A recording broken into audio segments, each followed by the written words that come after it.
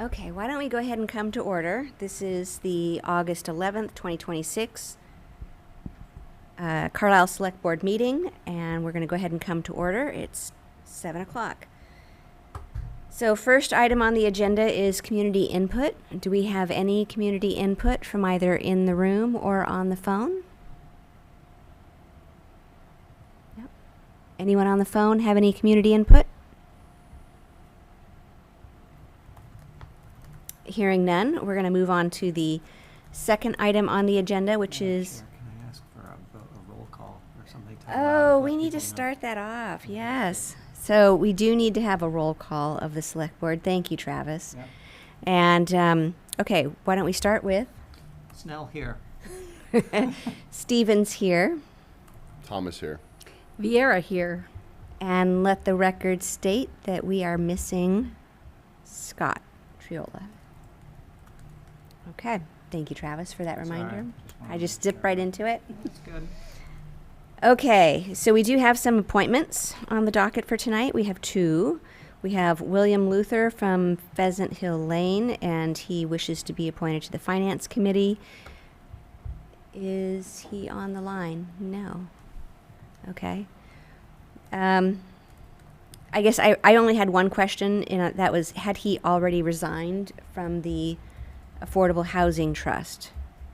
Because I did see FinCom's endorsement. They were fine with it, but I think I guess I would only note, Aubrey, can we relay to him that he needs to resign the Affordable Housing Trust? Yes. Okay, and then, did anyone have any other comments on William Luther's appointment? No. Nope. Okay, do we want to go ahead and take a vote then? Or do we want to wait until he for sure has resigned the Affordable Housing Trust? What do you think is the appropriate action here?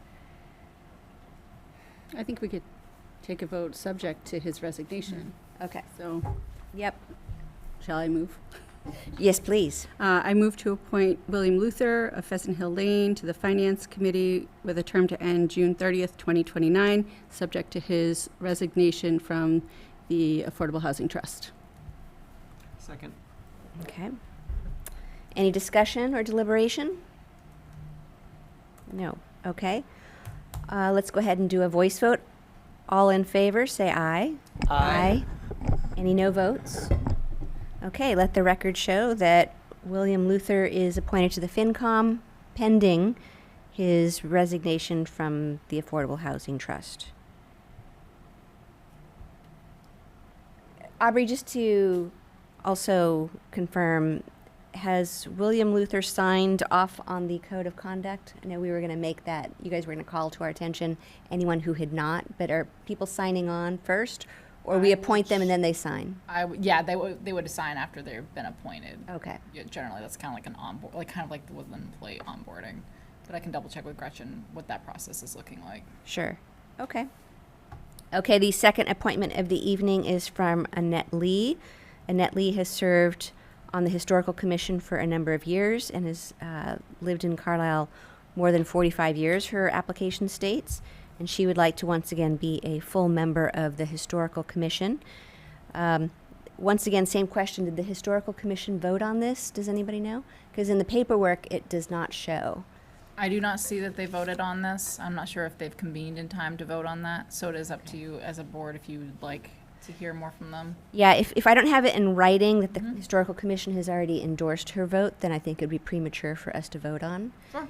Isn't the Historical Commission going to be here, is it next meeting or the meeting after that? I believe so. They're coming up on the agenda on the demo bylaw, but what I'd like to ask is when they come before us, if, by then I think we would have their endorsement and we'd be probably ruling on it that night. But I really did want to specifically ask about her position on the Ferns redevelopment. Okay. So not that we would make a condition of any position one way or the other, but I do think it's important that we understand whether she shares the Select Board's expectation of a timely, solution-oriented review process. Sure. Okay, and We are zooming right along. 7:10, but we're running 5 minutes early. Item 3 is the marijuana delivery waiver public input session. So the state did put out some review materials that we circulated as a pre-read. These are basically in the form of news releases explaining what has already happened and what the current status is. I assume that everybody on the board has already reviewed those. We did receive 8 items of public input on this topic, and they were evenly weighted pro and con, so a lot of good points made on both sides. On the, let's see here, just as by way of quick background, the delivery of medical marijuana by the medical marijuana establishments is permitted by law in all 351 cities and towns. And so thanks to the, like I said, 8 townspeople who took the time to write out their points of view. So in the pro column, we heard that this is already a tightly controlled ecosystem, that business owners need to be pre-certified. There's already a number of controls in place. So, really what would we be doing by not approving the waiver? We did hear multiple points of view on the against side.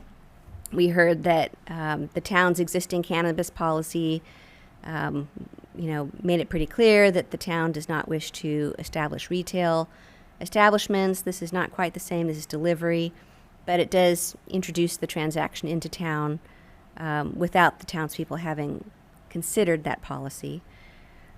We did hear from one pediatrician who wished to voice concerns about childhood safety, not having to do with any sort of delivery concern, but more just as marijuana in the home is detrimental to childhood health. So many good points on both sides. So I at that point, I wanted to open it up to deliberation among the board members and hear what everyone has to say before we vote one way or the other. Who has points of light here?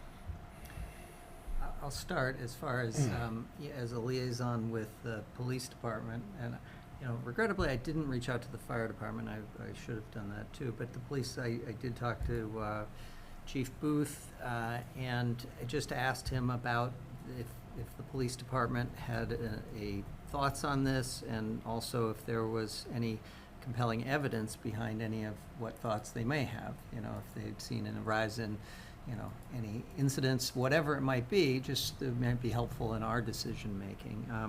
He said that the police department typically would be neutral on this unless there was overwhelming evidence or some compelling factor. So he said, we're neutral on it. We think it's a select board decision. And I said, well, thank you. It is a select board decision, but we're seeking input from our law enforcement. And if there was, he did suggest the only one. I mean, he researched it as well and thought that you have the ability to change the delivery times, and he had thought he could do more research on this, but currently I think that he thought that the delivery times were 7 a.m. to 10 p.m. and perhaps if you were conditioning this to limit it, now I didn't get his exact rationale as to why. I can speculate, that maybe he thinks that rather than having late night deliveries, maybe something earlier, I don't know. But, it would be, it'd be an opportunity to take a closer look at it if we wanted to look into something like that. Okay. Christine, were we going to ask folks that are on the phone and here to speak? Because I think if somebody else had other points that they wanted to raise in the public, that I'd like to hear those before we fully get into our deliberation. I don't see any hands raised. Okay, we hadn't asked, so I Right. just wanted to. No, I don't ask. I don't ask anyone for input. I rely on the select board to deliberate first, and then if someone raises their hand, we're happy to hear from them. Okay. But did you have any points of view on this? No, in addition to the write-in folks, I just asked a couple people around that, informally, and I didn't hear a lot of strong objections to it. Seems like it might actually reduce, like the thought that I heard was maybe it would reduce operators using when they got it at the store and then driving back to town or something. So anyway, and that it's encouraging them to just use in their homes. So anyway, that's basically what I heard. And Okay. yeah. Dave? Fairly neutral. You know, I don't see one way or the other. Traffic maybe could be another factor of people, additional cars coming in on top of all the other delivery services. You know, our dispensary is extremely close to Carlisle, so it's just if we were an island, I'd be like, okay, maybe, but yeah. Right. Yeah, no. I don't know that our, the streets would become congested with. No, I know, but I'm you know, that's But I hear you. I do hear you. Dope Dash, is that? Dope No. Dash. Oh, that's very funny. So I will say, just from my own point of view, in general, Carlisle is not an early adopter. This is a 2-year waiver, right? We could take a wait and see approach and see how it plays out in other towns. And in reviewing the lengthy list of towns that the state had forwarded as part of the background materials, I did see like Lincoln, Lexington, some towns that kind of look vaguely like Carlisle had voted against. They want to wait and evaluate as well. I also don't see any direct municipal benefit. I mean, this would be a service for individual townspeople, but there's nothing that the town has, and we would actually have very limited control over an activity that we're not hosting, which in general sounds like downside potential only, but I don't have a position one way or the other. I generally would share those same kind of concerns. I think that years ago, when the state was contemplating how to roll this out, and Carlisle had voiced its opinion at the time, the residents voted to not allow any retail establishments here, and had kind of generally, I mean, it's kind of, I wouldn't say it's totally balanced, but it is. It's a balanced issue. Some people are really for it, some aren't, and I don't see, I don't know. I think I would kind of take this 2-year hold, approach, and also let the chief do a little more research perhaps, and say, hey, maybe if we did this, we should contemplate a time limit on that or something. But that would give us even longer to evaluate it. I don't think, but that's. And see what other towns' experiences have been who have allowed it. Right. Because we don't know what we don't know what we don't know at this point, right? Well, right, only 13 have done it, but we don't even know how many looked at it and didn't, or, Right. we don't have a lot of information on it. So, No. I don't know, I would kind of support to recommend we hold this. Or we When did we need to? There's submit it. By? there's no deadline. That's the thing. Yeah. So. Well, the sooner we do it, then the sooner the 2 years starts, that we can, Evaluate. So, but right evaluate. now, there's no delivery, correct? Yeah. There's no, exactly. So this is like kick the can down. Do we have to even take a position right now? That's I guess if we. The state is asking asking all towns to weigh in one way or the other, but it's a brand new request. But when are they asking us to weigh in by? I didn't. I had not found a Yeah. due I date. think Ryan had said last time he didn't have a date specific. Yeah, it doesn't seem like there's a clear date No. given, right? Right. And it sounds like this motion's optional, or if you don't want to make that motion. Yeah. So as I understand it, the state issued this decision, in April, or the request to all the towns, and since then only 13 have weighed in, Correct. and there's no due date. So we could just take a wait and see approach without formally weighing in one way or the other, or we could vote on a 2-year waiver, wait and see what happens in those 2 years. I'd be more inclined to do the waiver, but Yeah. So, just if you don't waiver it, it will be allowed by law. Oh, it will? be. Okay, that I So when you missed. look at the list too, I think if you don't make a comment, it looks like and all the other towns are allowing It it. accepts. Mhm. Okay. Yeah. So, well, do we want to take a vote, see where we stand? You want to take a straw poll among the board before Just- taking a formal vote? Before, yeah, okay, let's do Or it. if anyone else wants to, where are you thinking about? I'm kind of saying I would support a waiver here. I think, waiver keeps it open at least, so. Yeah. Can we withdraw if we get like pushback of a bunch of people who say, why did you do that? Like, are we able to We then could. say, can we withdraw our waiver and let it happen now? Well, let's Good question. pull the thread, Rebecca. So if theoretically, if we passed a waiver, Yep.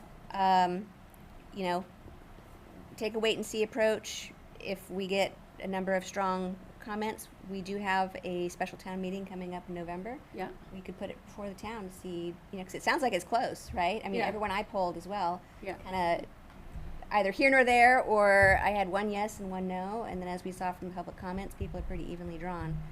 So, If we knew this had to be submitted by November 1st, we would know we didn't have to actually vote tonight right. and we could table it. But, so Aubrey, you're saying We did have it come the last time, didn't we?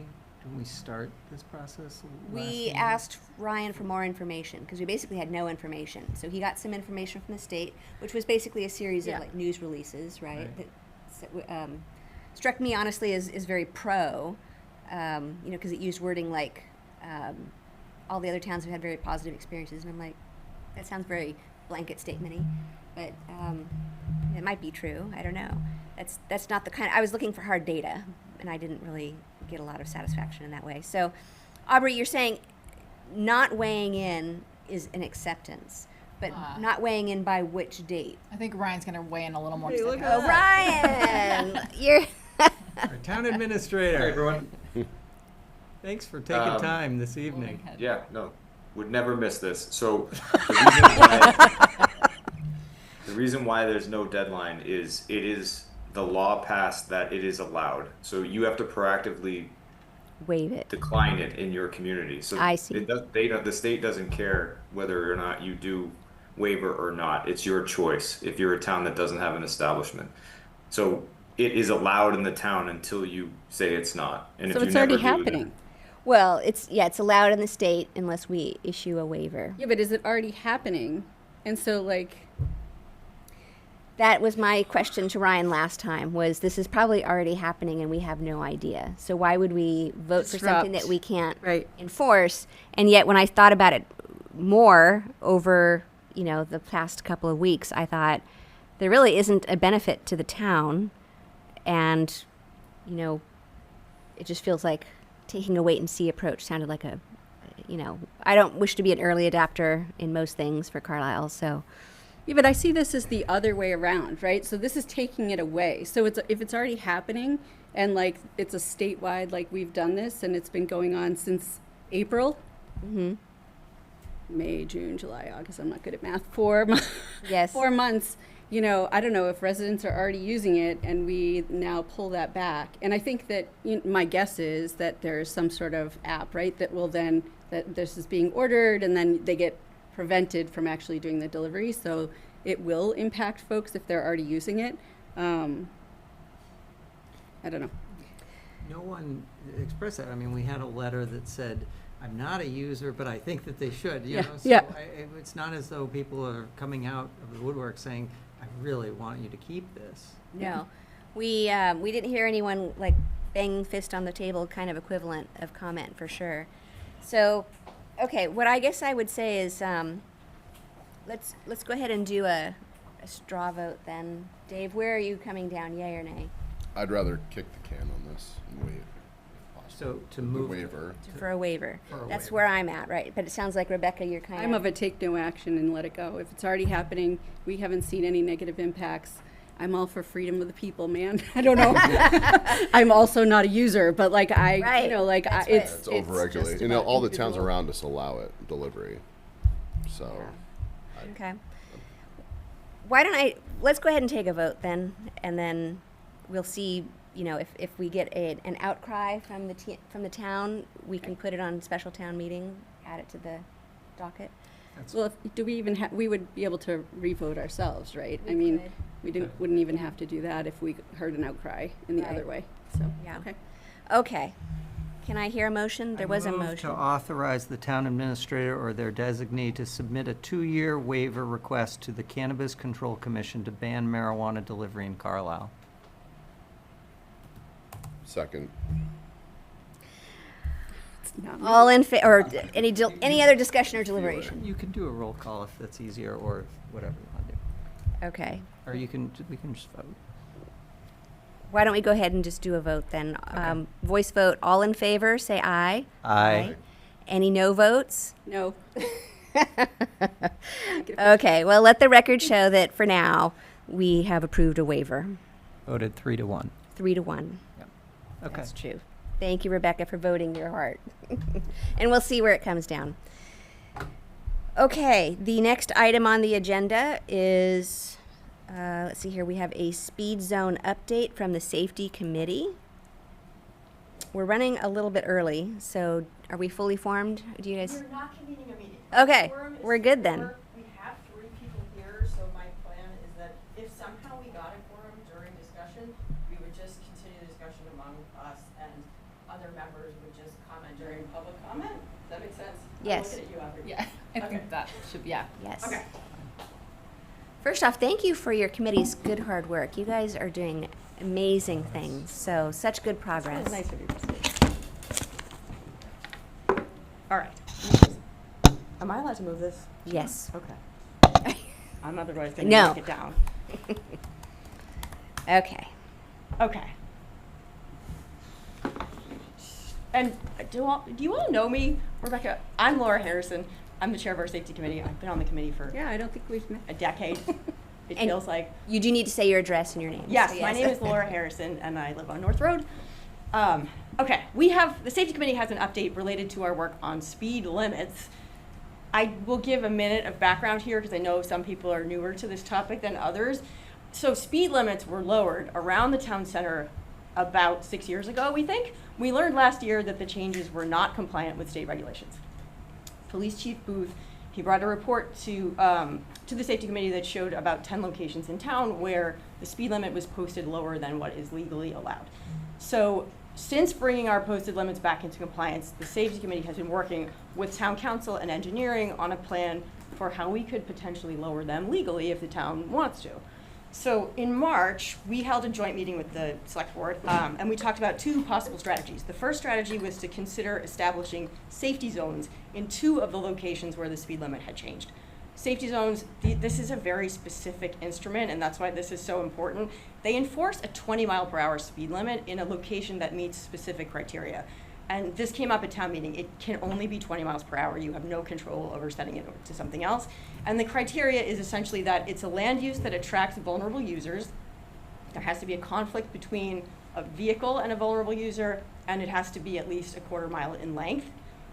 Safety zones otherwise don't need to be approved by the state. So if you meet the criteria, you need to do an engineering study that shows you meet the criteria, and then the select board can just implement them in those. So that's why it's such a powerful technique, and it's something that we came up with as a possible strategy here for lowering speed limits where it's appropriate. Does that make sense? The second strategy is to just consider performing some traffic studies in a subset of the remaining locations to see if we have a basis for lowering the speed limit, to actually go to the state and ask them to modify the special speed regulations. The net of the discussion in March was that the select board approved a motion to recommend Articles 19 and 20 at town meeting, to adopt Section 18B that gives the select board the authority to establish safety zones, and if they so choose, it didn't do anything automatically, and then appropriate $17,000 for the engineering and traffic studies that were estimated in the cost proposal that I put in your packet. Do you all have 2 reports in your We packet do. and a cost We proposal? do. Yes. So the news of the day is that phase 1 of the engineering and traffic studies is now complete. In the select board packet are 2 reports from Niche Engineering related to the applicability of safety zones on East Street by Carlisle Kids House and on Bedford Road by Banta Davis. And the TLDRs of the study show that that measure would be supported in both locations. So Niche attended our safety committee meeting in July to go over these reports with us.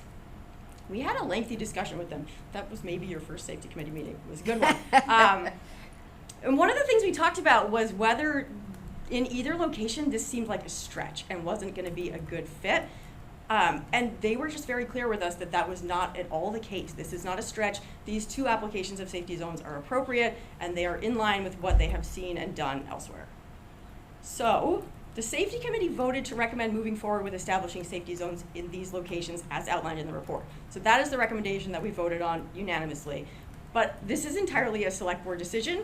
And it's honestly, it's a very big change. This is a dramatic move.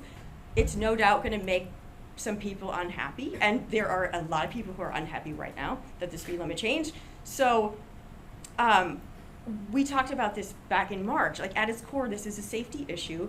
These two locations were prioritized with children's safety in mind. We thought that the measure is appropriate. We could see a path to this. Engineering confirmed that. But the question is what to do next with this information.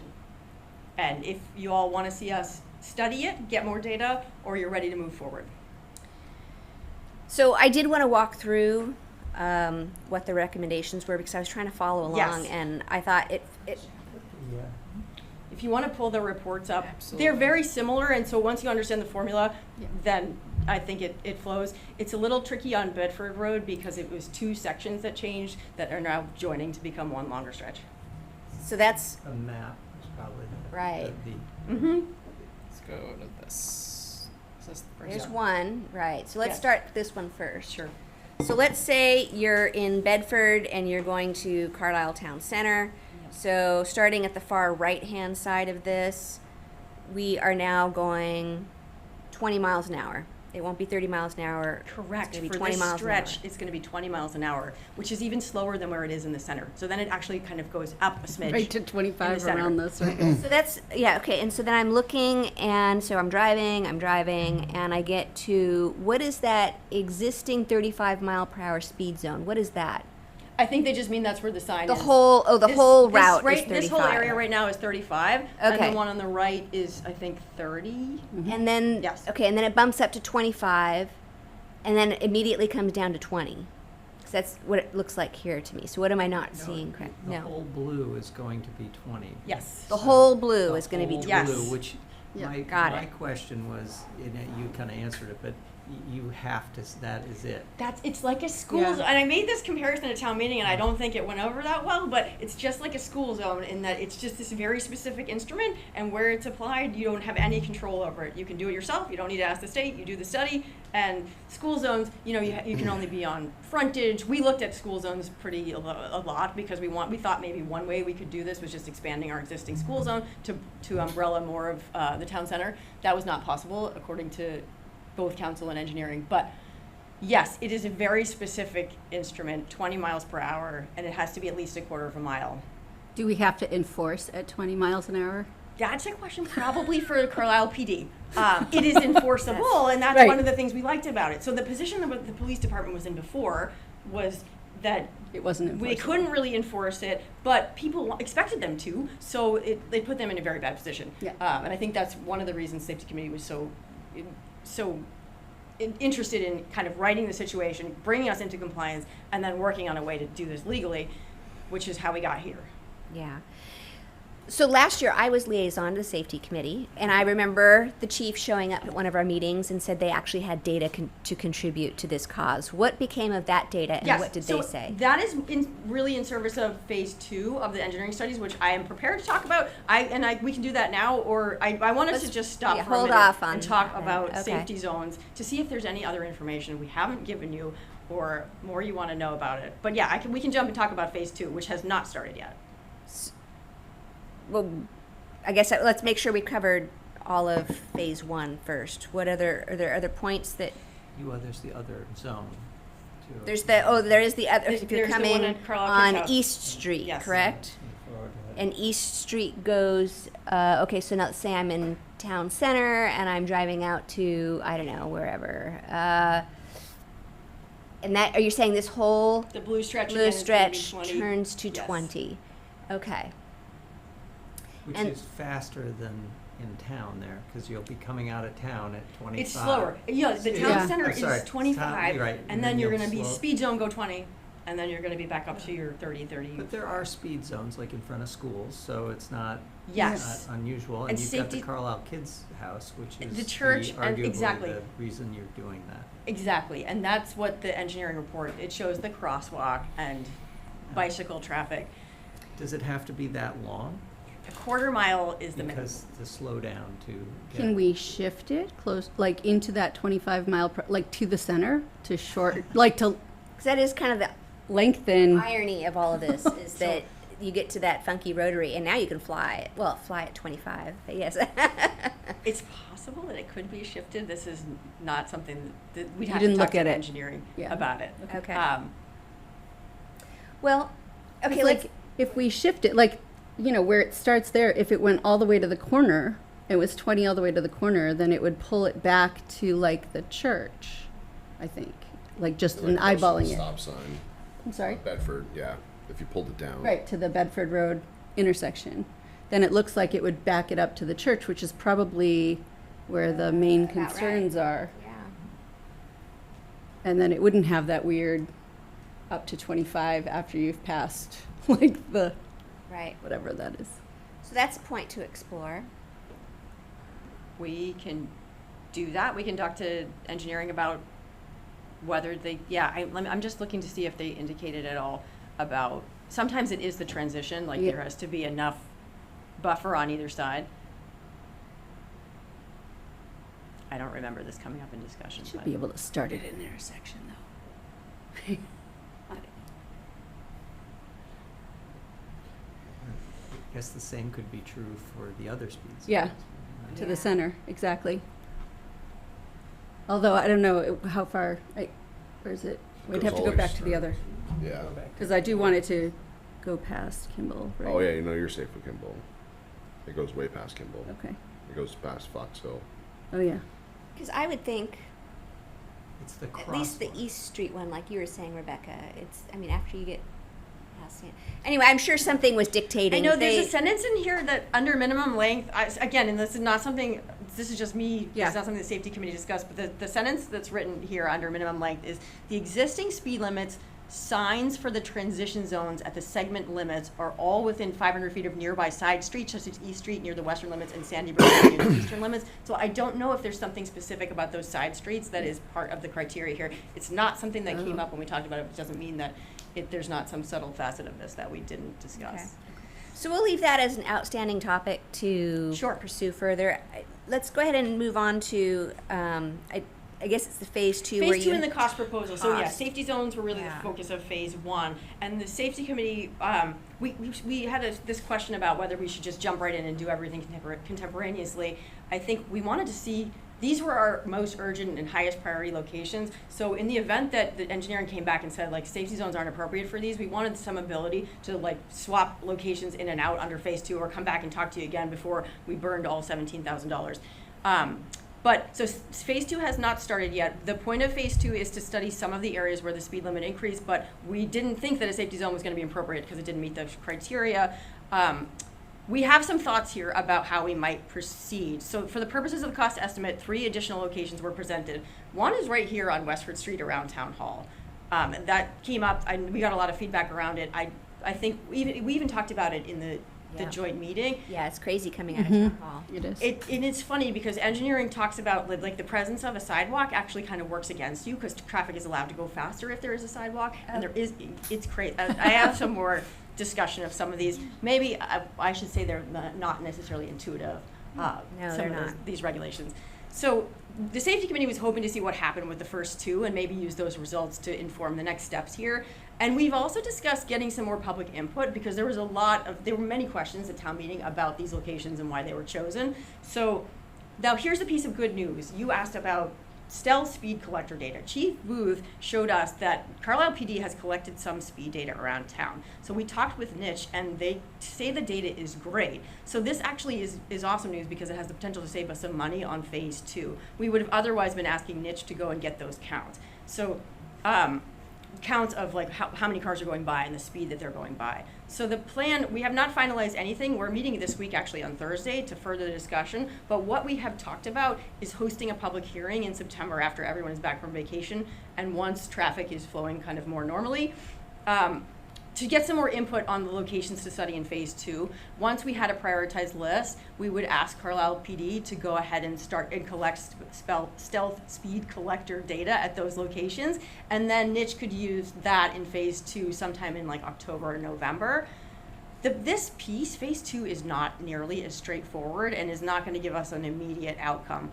But the studies, it's going to give us an idea of what the speed limit should legally be in those locations, and then we could bring those results back here and talk about next steps should we want to pursue this further. This is the piece that I think we've all found less than intuitive.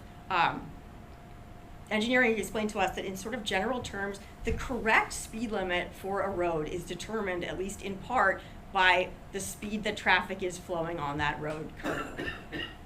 And that is something that's taken us a long time to kind of get used to. So it has to be set at or below the speed at which 80% of traffic is already moving. So according to engineering, MassDOT will not approve any speed limit that is more than 7 miles per hour lower than the 85th percentile speed. Okay. And that is a thing that we learned. So Power to the people. that's good information. It's actionable information. So Yes. could we take the data from the police department and say, extrapolate what that 85th percentile is and Exactly, what's and the niche will do that for us. So Okay. we're just saying that Well- like they don't have to spend money collecting the speed data for us. They can take, once we know the locations we want to prioritize, we'll ask Carlisle PD if this is the plan that Chief Booth came up with that we talked Okay. through. Then we would turn that data over to Niche. They could start moving forward on phase 2. We might even be able to pick up another location. We can look at how much funding is left and what this sort of saving some money on collecting these counts has done.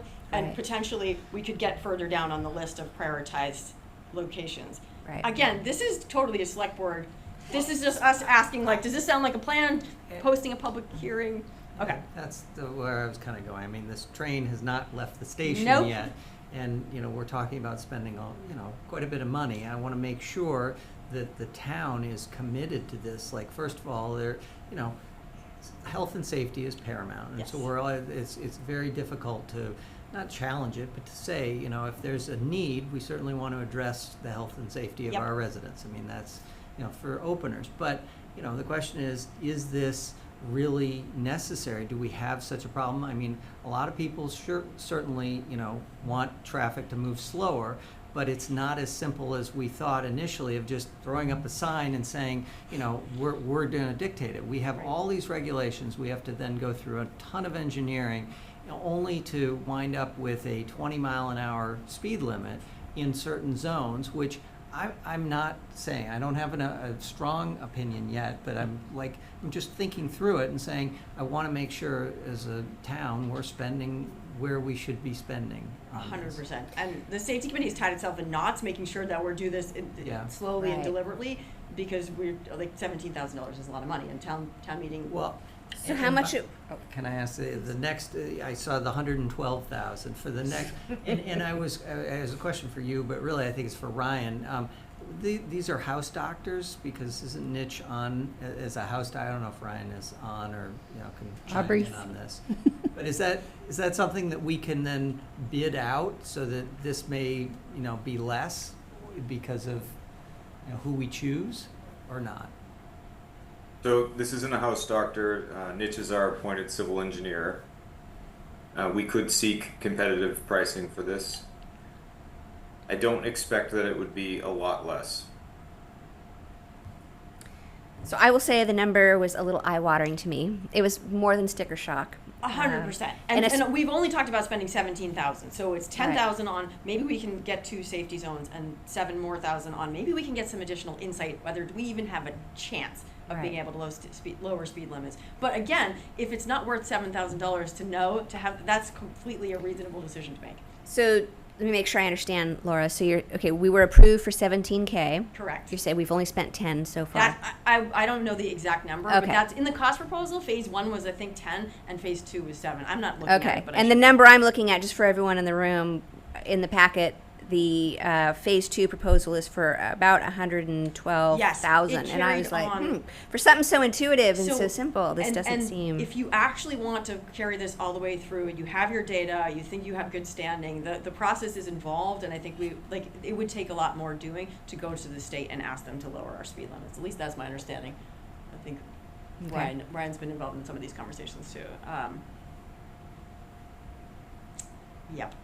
It's So just walking through their, okay, so phase 1, it does say that they've spent $10,150 as of whenever this was written, July something or other. Phase 2, there's a data collection that's roughly 6,000. And then here's where the numbers really ramp up sharply. You've got engineering studies for Concord Street, Westford Street, and Bedford Road, each of which is $23,000. Yep. And I guess I need to know more about what the value is out of those engineering studies. Because if they're just going to, I don't know. It feels like a lot of money to say, change your sign. I don't know. Yep. And then follow-up studies. So I'm looking on page 6, I think it is. I am on our weekly packet, 52 of 110. Page 52 of 110. Oh, I don't have the packet in front of me, but if you Okay, it's on page 6 of 8. Page 6 of 8, exactly. So Okay. speed safety zones, exactly. And so all we were approved for is doing phase 1 and phase 2. Phase 3 engineering studies is something we, like, when we discussed this back in March, we Okay. would come back and talk about it again. Does the data even support it? What do we want to do with this? But today, this is a perfectly reasonable inflection point also. So the data collection, it sounds like, I mean, is the police data a good proxy? I mean, that sounds like it's a much more robust data set than if engineer does a spot check one day in the future. I think my understanding is that it's pretty comparable to what Niche would have done for us, but we will need engineering to interpret that data for us and then give us, and it may, and that's why we may be saving significant funding off of the 5975 here, that we can talk to them about, like, what we could do with the remainder of it. Just so for my clarification, Laura, when you say engineering, I thought you meant niche. Who do you mean? Yes, no, I mean You niche. mean niche. Okay, got it. Yeah, yeah. As if we have a hidden engineering department. No, I'm happy I that you wish. said their name out loud because I never know how to pronounce it. Okay, got it. Okay, so, but that phase 2 task 1 for $6,000, the data collection analysis has not been done yet? Correct. Okay. And that's the piece where we think that stealth traffic data, stealth speed collector data from our police department might be a pretty good surrogate, and then we would just be asking them to interpret that data for us and come back with a sort of next step. Right. We don't, so the existing data, he gave us sort of a sample of what they have, but it's not in the right locations, and we don't even know yet what those locations are. We just have 3 that went into this proposal. And you think we could move forward with placing the speed limits with the additional $6,000 spend? We don't have to do the same thing, because these are for Concord Street, Westford Street, and Bedford Road by the town line, right? So not the two Not the things two- that you have proposed with the This glossies. Safety zones. Yes. Is that what you mean? Okay. Correct. Okay. Yeah, so the 3 locations that we chose for the purpose of the cost estimate Yep. were Concord Street, south of the roundabout where Clark Farm is, Westford Yep. Street here by Town Hall, and then Okay. Bedford Road, all the way at the Bedford Town line. The Yep. speed limit just changes pretty abruptly from 40 down to 30 to 35, and so it's just very, it oscillates kind of wildly there, and so that's what we wanted to kind of look at. But, so that, you could interpret phase 2 would be collecting traffic, speed collection data for the locations listed in phase 3. Okay, You see- okay, all right. Unless That's a there's good way of something putting it. about the 2 locations that you don't want to make safety zones, we could then, and that's why we wanted to wait on this and not do any of this No, that's, contemporaneously. that makes it very clear then. I thought we were still tying up loose ends No. on safety, or the zones for Kimball and Eastern. Can I step back for a minute? So the safety committee is, obviously working on a number of things. Can you kind of, as the chair, prioritize where you are with different things as far as when you look at, or when the committee looks at the safety items in Carlisle, what are you really focused on? And is this right at the top, or are you? This has taken Well, it's taken time, but Yes. do you deem this because you deem this as your top priority, or is it? That's a good question, and I don't know if I can really speak for the safety committee on it. it has been a constant topic of discussion ever since we got, back in October is when we got the first report from Chief Booth. We took that very seriously, and we talked to you folks a number of times about it. We have gotten a lot of letters about, there are a lot of folks that are really unhappy that the speed limits seemingly increased, even though we know that they were actually just posted improperly, but it feels to people like you just increased speed limits. So it has been a priority for sure. We, like, as soon as we made the changes to bring us into compliance, we committed to, like, let's find a way to do this, to bring them back in places if the town so chooses, which is why we came to town meeting. So passing those two motions at town meeting signaled to us that, like, this is actually important. I have this suspicion that there are a number of folks in town who are sort of quietly giving us space to fix it, but potentially would not be as quiet about it if they knew that, like, change was not coming. But again, there are other things that the safety committee, I know the safety committee wants to look at bike safety and connectedness of trails. There are other priorities, and this has really taken the air out of the room for a number of months. I didn't been know a if there huge was focus area. some, like, particular stop signs, you know, intersections, those kinds of things, because I remember that initially was a huge, 100%. because there was a fatality, or, you know, incidents. And North so Road and Rutland Street, I know right. that corner well. Right, so I didn't know if there was that, Right. you know, you've addressed, it sounds like, those urgent concerns, and this is now kind of top of the list? Is Yes, and I think that this has come from, it started from the police department, and we've just sort of gone with the momentum from town meeting. Yeah. But we're sort of now looking for signal from you folks on the priority of this, if it's the right way to spend the funding, if you want safety zones. Yeah, I mean, there's not a vote on this, is there? Just discussion. My own sense is, I liked your suggestion, Laura, about taking the Phase 2 Task 1 funding and applying that to Phase 3 and using our own homebrewed data. To whatever degree Um, we can, yeah, we could right. talk to the engineering about it. And then same thing. I mean, just rely on the police data as hard as we can, because I feel like that's going to save us. I don't know. There's not a lot of line item detail here, so I'm not sure what exactly that cost would have come to. It just seems the whole. I mean, really, I'm not a super price sensitive person, but I look at that and I'm like, wow, that's like beyond sticker shock. That was way more than I would have everyone's expected reaction, to say. 100%. Yes, change out your signs. So, anyway, I would be interested to hear thoughts We're- of others. We're only, as a town, committed to what the town meeting, what we. 17. 17. Yes. Yes. And so I think it's reasonable that we use that money for what it was allocated for. Okay. Right. But if we can do that and evaluate these using, I mean, that would seem reasonable. That That's was kind our, of that, exactly. Get more out of Okay. it for sure. And does a public hearing seem like a reasonable step to get some input about the locations? Okay. Absolutely. Sure. Yeah. I mean, we're always dying for more public input, because Yeah. it helps us stay informed. Okay, good. And people. Yeah. So Rebecca, Dave. All right. And then But- on safety zones, the next step is to find out if we could slide each of those Slide, towards yeah. the center of town Yep. and make the center, it's a reasonable ask. Yeah. That'd be great. I wanted to hear from our other members as well. Dave and Rebecca, did you have any thoughts on this topic? I don't, aside from, I think, the safety zone 20 is going to be, I think everyone's in favor of lowering the speed limit, but 20's, 20 is pretty low. I know. It's the thing. It really, I know. it does need to be 40, but 20 feels a little. I remember when it was 20, and I had bicyclists passing me. And I think if we go back to the 6 years ago, I think most of these locations we're talking about were 25. So it is even a notch lower than what we had sort of improperly chosen. Right. This is just my own experience.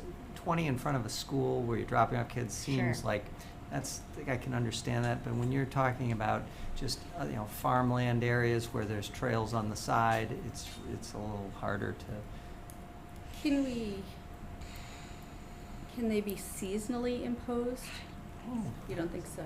I'm not, you know what? I don't Because actually, if it's a we were reasonable talking more question. summer, or like when school's in session, or, I don't know, something like when it's not winter, I don't know, like, not when school's in session, but like, school zones. They will sometimes say 20 when school is in session and the light I feel like in tourist areas, I've seen seasonal changes. But I don't know what it takes to get that either. Maybe you do have to still go to the state or something for that. But that would be my question. If Yeah. we could say, like, when we think the kids are out on their bikes the most. Right. You know, going to Kimball's or Banta or whatever. And I think it's not only moving that line closer to the center, but also can it be shorter? And maybe you said that you can't be. The minimum length requirement, Length according is- to the is reports, that, is yeah. a quarter of a Okay. mile. Okay. And then if we didn't want to do 20, but we wanted to talk about 25, are we looking at kind of the same costs that we're seeing? So if we wanted to lower to 25, this is where it becomes much more complicated. We have to do the speed studies. Right. We have to Go to we the have to state. contend with the 7 miles per hour lower than the 85th percentile rule. So we have to like see how fast traffic is really going there, see if we have any standing to go and ask the state, and we might have to carry forward. And that was So it's like the 30,000 you have to per go forward with all of these length studies and then for come each- to Massachusetts with MassDOT with a packet that says we think And you could end up still with 35. yes. And you did all the work for basically. And council really wanted us to sort of control the narrative on this, like study the data yourselves so that you don't just go asking for something and then It's- come out with a worse result. Right. Uh, Yeah, totally agree with that. Okay. Okay, so it sounds like, you know, spend to your limit, but get the most value that you can out of it. Okay, what other key direction did you need from us? And I'll come back to you with an answer about shifting those zones and or seasonally applying them. That sounds fine. Okay. Yeah.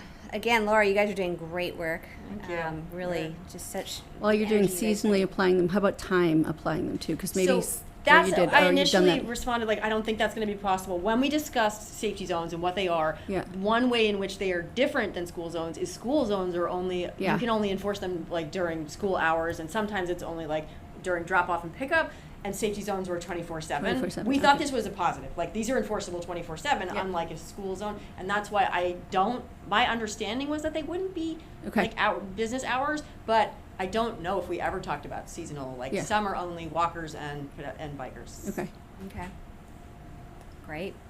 Okay, Okay, well, we That's will all. talk again. you've heard enough from me. Yeah. Thank you. Thank you, Thank Laura, you. again, for your good work. Yeah, this is great. We look forward to hearing more on this topic. Okay, the next item on the agenda is the item 5, Fern's reopening update, and we have a discussion on that. Good evening, everybody. Hi there. Oh, All right. So, for those of you who don't know me, I'm Ben Peary. I live on 11 Hanover Road. I'm joined tonight with Pat Cotton from Weston Sampson. Thank you guys for taking the time. So, Absolutely. thanks for having me. Thank you for taking the time to review the materials I sent in advance. FernsCarlisle.com, CarlisleTownCenter.org, the Beals Engineering Review, and the Weston and Sampson proposal. I know this is a complicated issue involving several town bodies in the Mass DEP, so I appreciate the board's attention to it. I will not repeat all of the background tonight. Taken together, those materials describe both a wastewater constraint affecting Ferns and a broader opportunity to determine whether a town-owned asset could help address a town center need. The websites provide the project and community context. Beals explains why the concept merits further engineering, and Weston and Sampson defines the independent work needed to determine whether it's actually feasible. The Board of Health has indicated that the municipal policy and the school facility questions are appropriately addressed here. Mass DEP retains permitting authority, while town willingness and local arrangements must be worked through locally. I hope tonight we can agree on a constructive process for obtaining reliable answers. The written proposal is a $55,700 proposal with a 120-day schedule. After speaking with Weston and Sampson tonight, they indicated that, if necessary, the work could be potentially be completed in as little as 45 days, provided that the town can move promptly on authorization, records, and access. The study evaluates that the school facility capacity, phase demand, routes, upgrades, costs, and grants. It does not approve a connection, a final design, permitting, or construction. Tonight, I respectfully ask for 3 things: on-record support for continued evaluation and collaboration with Mass DEP, town sponsorship and funding of the study, and direction to the town administrator to coordinate the municipal process. If the study says the concept is not feasible, the town will have a professional answer. If it may work, every later decision still comes back to the town and Mass DEP. I'm not asking you to build anything tonight. I'm asking for the town's help in finding whether out something worth building exists. And that's my opener. Okay, in your cover letter, you said that you're asking for engagement, guidance, and support. Let's go into each of those a little bit more. Sure. Okay.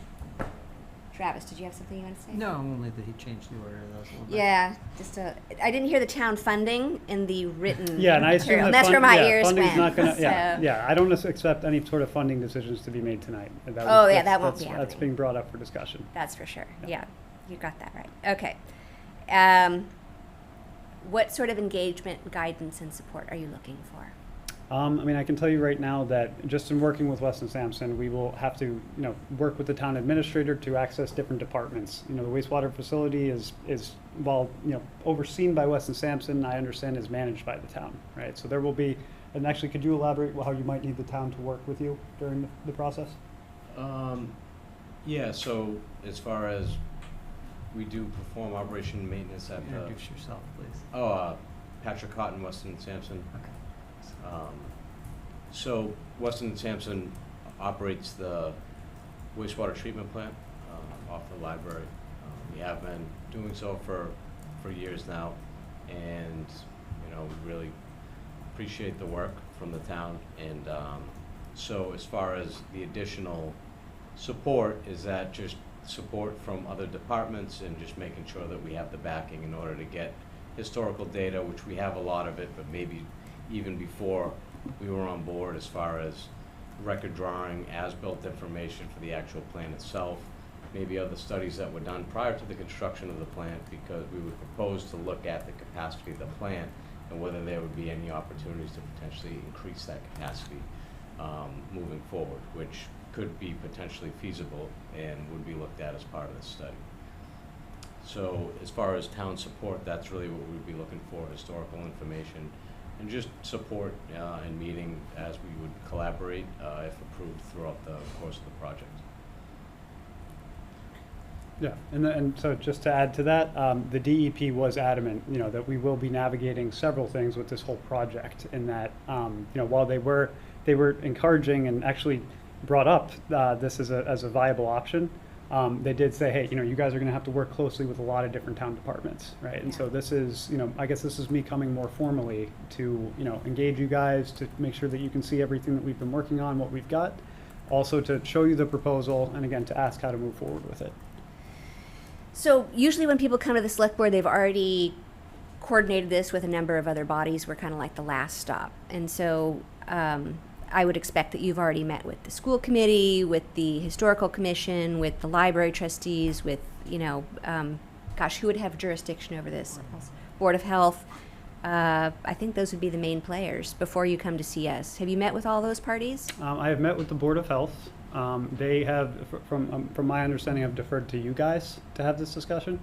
Yeah, they probably see it as a state issue. Right. Is that right? So, and again, I mean, this is, the DEP has told me to come to you guys.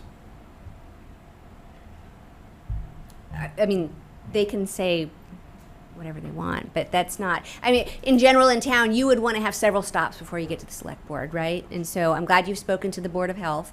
I was a library trustee for 7 years. Mm-hmm. I'll tell you, they're in the midst of a major renovation. They're probably not looking for any other topics right now. So I've spoken to Caitlin Watterson. Okay. We had a great discussion about this, and she should be, at least generally aware of this. And my discussion with her was that she was in support of the proposal. I think everyone's in support, in principle, of Fern's reopening. So I'll just say, broadly speaking, you're going to get so a that's lot of right. people But there's only one viable option to Fern's reopening right now. Right. And that is by having an actual wastewater solution, and that has been indicated to us by DEP, who is, that it's just a requirement. We need to have a viable wastewater solution for the project. Right. But is it, I guess what I'm getting at is, if it's only Fern's, that's one question. If you are trying to wrap in Village Court and the library, which was in the written materials, Right. I think that's a different question, right? Right. I don't know who has jurisdiction over Village Court. Again, That there's would been be- talk about creating a sewer committee, right? To have people, that way, we can have an organized body to do this. Because again, I'm a private citizen that Right. I've been bearing the costs, everything to get Fern's reopened. Sure. Right? So this is a very tough thing for me. Right. Oh, I get it. And so, yeah, I'm here asking for the select board's support. And, and what I've been trying to do, I've tried to provide you guys with a bunch of concise materials to lay that out. Yeah.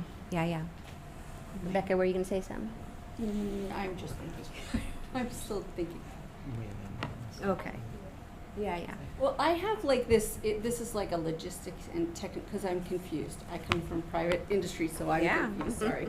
Yeah. So you work for the town, but you're paying, like, do we have an independent somebody that's involved in this?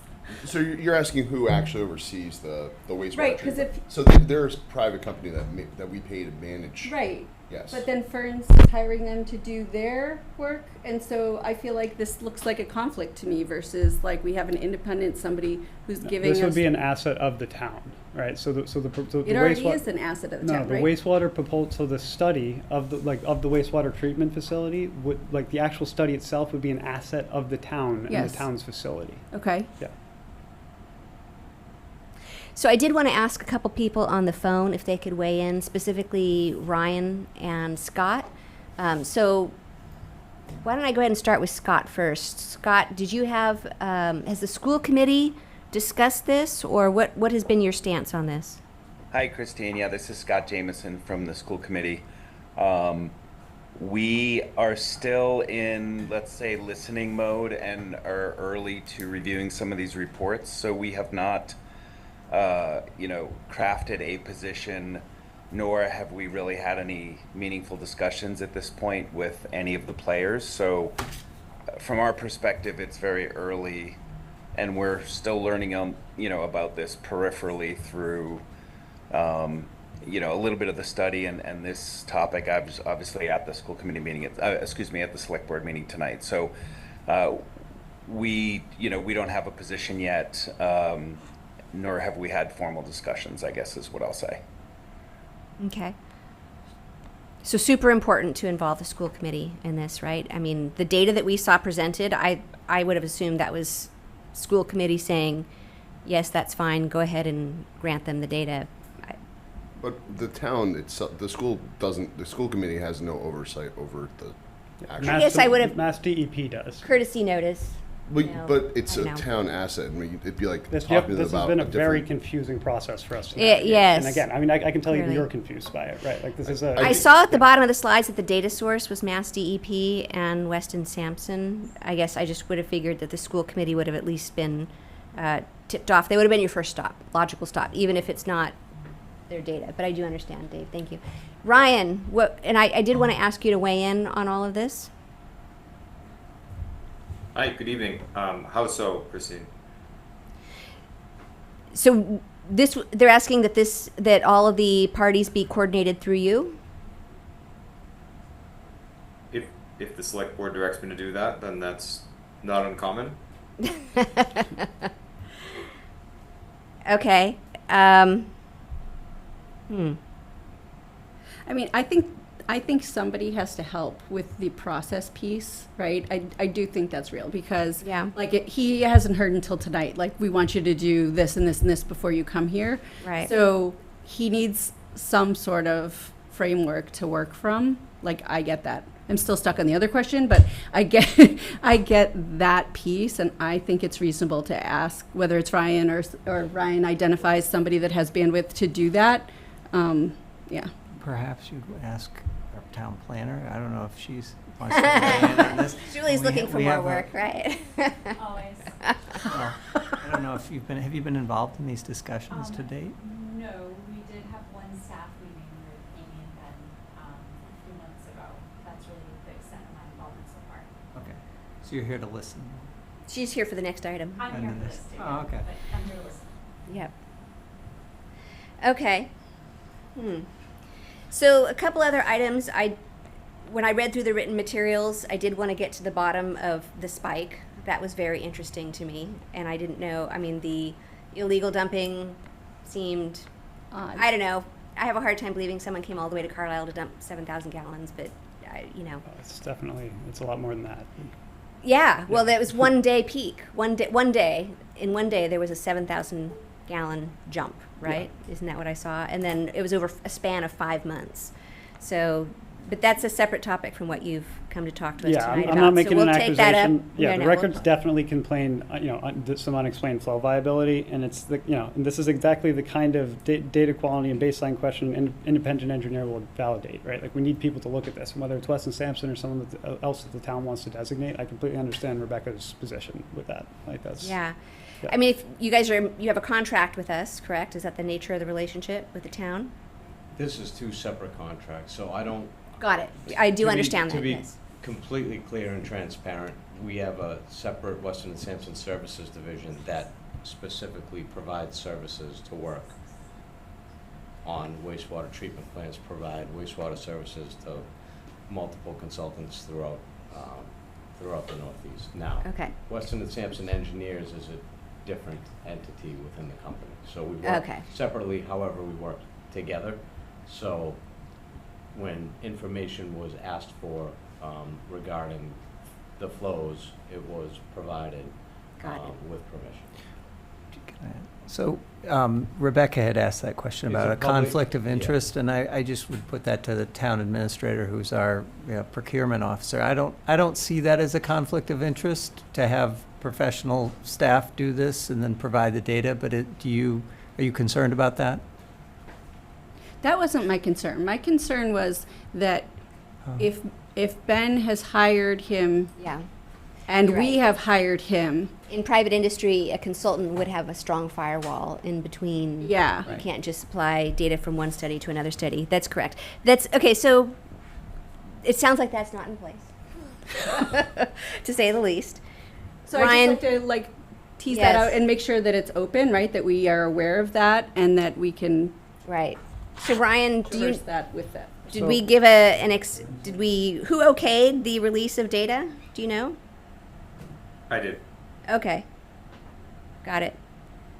Under the direction of the select board that we are to support the reopening of Ferns, Yep. assuming certain restrictions. Like we haven't had legal counsel look at this, and we certainly haven't identified a funding source. But Yeah. short of that, we are under your direction to assist in any way possible, and this was one of the ways we could easily assist. Yes. Yeah. We have had an earful on people want ferns open. So in principle, you get a lot of support here. Can I just kind of talk about this? So, as you may know, we set our goals as a select board for the year, and one of our goals is the support of Ferns. The town administrator just referenced that. I, as a select board member, receive the most amount of comments that I get from the residents at the moment is relative to Ferns and relative to when is it going to open and what can you do to help that process along. So I just want, as an individual, but in the select board, to say, we've already established that as a goal, that we were, and now it's just a question of how can we help and to what level, you talked about tonight, support. And I think, if the select board's in agreement, we would support, what you're trying to do. And I hope that this initial series of questions doesn't come across too adversarial. This is all so new to me. We're- but, we're- again, Oh, no, this We're- is standard yeah. We're procedure. just residents who've been elected, are trying to help, Yeah. and we think as a town that this is an important institution. It's a gathering place. It is a private, business, but it has some significance within our town. And so I think we, as a select board certainly, and I think most residents want to see this reopened and, viable and everything. And you've presented a plan that says why you can't just reopen what's there, because that was a logical question. Why can't you just, open the door and maybe not sell as much as you'd like to, but, just get it so that we can meet there? There is a question of, could we use it as just a meeting space right now without anything? And I'm not asking that, but it's something to think about, because I think there are a lot of people who might want to congregate there or something, but that's separate. But supporting this, I think that you have supported the select board. So now the second question was coordination, and that's the third that you mentioned tonight. But I think we would be, willing, if the select board's willing, to do what we can to, because we've prioritized this as one of our goals, to support it with a coordinating effort. It could be, I think we have, Dave Thomas has been our liaison to this, and, if you wanted to take on that, kind of select board quarterback role, but help out, and we could instruct the town administrator to expend, some time resources with people to help coordinate these different boards to get this moving. The last one is the town funding that you talked about, and that's what I want to understand. What are you asking for? Yeah, so I have an answer. So because the study evaluates the Carlisle School wastewater treatment facility in a phased town center public infrastructure concept, not just a private service line. Its deliverables cover capacity, public building demand, routes, upgrades, costs, and grants. The town should control that work product. No construction cost allocation is being decided at all tonight. A privately sponsored, so another question, why doesn't Ferns just pay the $55,000? Right. A privately sponsored study of a town facility would still require town records, town access, and municipal participation, and could be discounted as a private advocacy document. Town sponsorship creates an independent municipal planning record. If the board wants later cost-sharing options evaluated, the administrator can bring them back separately.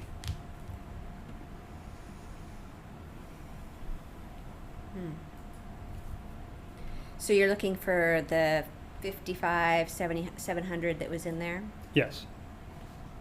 Mm-hmm. Again, it would be a town-owned study. This is for, the town to own and us to reference with Mass DEP. This is not like a Ferns study, The other thing you could always ask, people are here who are finance committee, there's a lot of. Right, I mean, there are you a have lot of- some a lot of comics. I people- see a lot of there- people there are on a the. lot of people in the room who could be valuable to this conversation. Right. If you wanted to.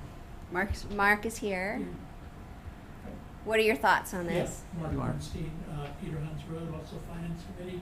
I'm not privy to all, I haven't seen any of the documentation, so on the select board, but my question is kind of obvious, but are you asking that the town committees get together and work on a warrant article for the fall town meeting? Because if you're asking for money, I believe we have to go to the town meeting and get it appropriated. There's no money to be had otherwise, as far as I know. That is the case. I don't think we have $55,000 sitting around. No, we couldn't appropriate it for this use And for a without private use, approval of the town. right? All right, so the town is basically putting back to me that I would need to privately sponsor this? Well, Or We want it soon. If you want it soon, but I don't know the legality of it, but I don't, and maybe if someone were challenging it, they would, as you say, challenge it from being independent of you. But most of the time, and our planning director, if you want, you don't want to weigh in, but when people want to present their development proposals, they come with all of their consultants and their data. And yes, if there's reasons to challenge it, you could, people who object to it could find ways to challenge it and hire other consultants. But generally, if the town is supporting this, which I'm saying that right now the select board certainly is supportive of what you're trying to do, if you want to move this forward, I would suggest you do that. We can work with you for, making sure you're, in touch with all these committees, and that we can, convene different groups as needed. I think that's kind of going to be the best approach to this. I see the, Board of Health Vice Chair is back there nodding his head. I don't know if you want to call on anyone else to. Well, I think he's here for the next topic again. Well, but again, you I mean, happen to be. Tony is one of our foremost wastewater experts, and so. But I mean, Tony, I don't want to put you on the spot, but did you have anything to weigh in here? Just that I think Board of Health shares the sentiment of the town. We love Ferns, and we want to see it, whatever can be done to get it up and running again. The trouble is that it's a very challenging piece of property as far as water and sewerage goes, and so I appreciate that you guys are trying to make that work. It worked in the capacity that it did before. Whether that worked as a business opportunity for you guys, I'm not sure that you want to move forward with that, but it worked in the capacity that it was in the past. to build on it is going to require something completely different. And unfortunately, well, I don't know if it's unfortunate, but the DEP has taken charge of this. Right. So usually we regulate it as an agent of DEP. They see this as a very important property, and they've taken charge of that. So we really have the only thing that we would weigh in on is if you did tie into the town wastewater treatment with the school, we regulate the recharge of the processed clean water back into the groundwater, and that's it's a very small piece of the whole process, and who knows if it had ever come to that step. But everything in between is DEP, and so we have no control over that as a board. But we'd love to see Ferns move forward. We're challenged just like anyone else to see how it can fit on this particular postage stamp piece of land with all the restrictions that are in place. And that's more of a question for DEP and what they're willing to work with as far as water supply and sewage treatment. Thank you, Tony. Sure. What's that? Oh, I know. Yeah. This is an important topic. So so I think the choice in front of you is we have a special town meeting in November. If you want to bring it before the town and wait until then, or if you want to, blaze a trail and move out on your own, I'd just like to reiterate one time, I'm sorry, I get it, I'm still stuck on this. So from my standpoint, if we were gonna pay for the study and have our consultant do the study, I think that makes sense, right? I think, and I know you're not gonna like this, but I think if you're gonna do the study, if we're gonna have him do the study, it should be an independent, they should choose a consultant that isn't ours, right? That isn't our company that's working on the system. And then if we need our consultants to give us a third-party objective opinion, then we turn to them to do that, and there's not a conflict. So I think that's where I am at with this, and I just want to make sure that I'm putting that on the record as my position. It's a valid position because as we, different sides want to have an intellectual debate on this, right? You're going to ask for, Travis, you brought up earlier, everyone wants to bring their data. Theoretically, we'd all be reaching back to the same data source. I don't know. It feels like there's a conflict of interest. Okay. May I speak for? Please. So all of that data is public information. It's submitted monthly in reports to Mass DEP. Anyone could put a report in writing to get the flow data from the treatment plant. Okay. So that it's public record. It's not special proprietary and the monthly wastewater reports that go out. So in Got no it. way, shape, or form do we view this as Weston and conflict Sampson. whatsoever. We would never put anyone at this with other communities that we work in. Typically, they like us to be working on projects with private consultants to make sure it's done in the best interest of the communities.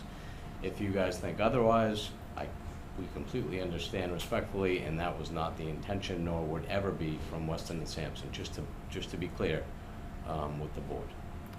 And that's Thank you where, for that, Patrick. Again, I caveat this with, I come from the private sector, right, where if this is the norm, somebody tell me, but Public domain data is different, it sounds like. yeah, if we're relying on opinions about how this would impact the system or something, or what we expect the flow, if there are opinions built into that beyond just data, then that's where But my it's- concern it's- comes in. I think it's science, though, more than anything Yeah, I don't else. think- Yeah, it's science. There's actual, you have flows, you have capacities, you got different, and you know better than I, but Yeah. I think it is matter of fact in science more than it is opinion. But I get it, right? On the private world, it's wait, what? But at the same time, it's this is all public data. It's a public facility.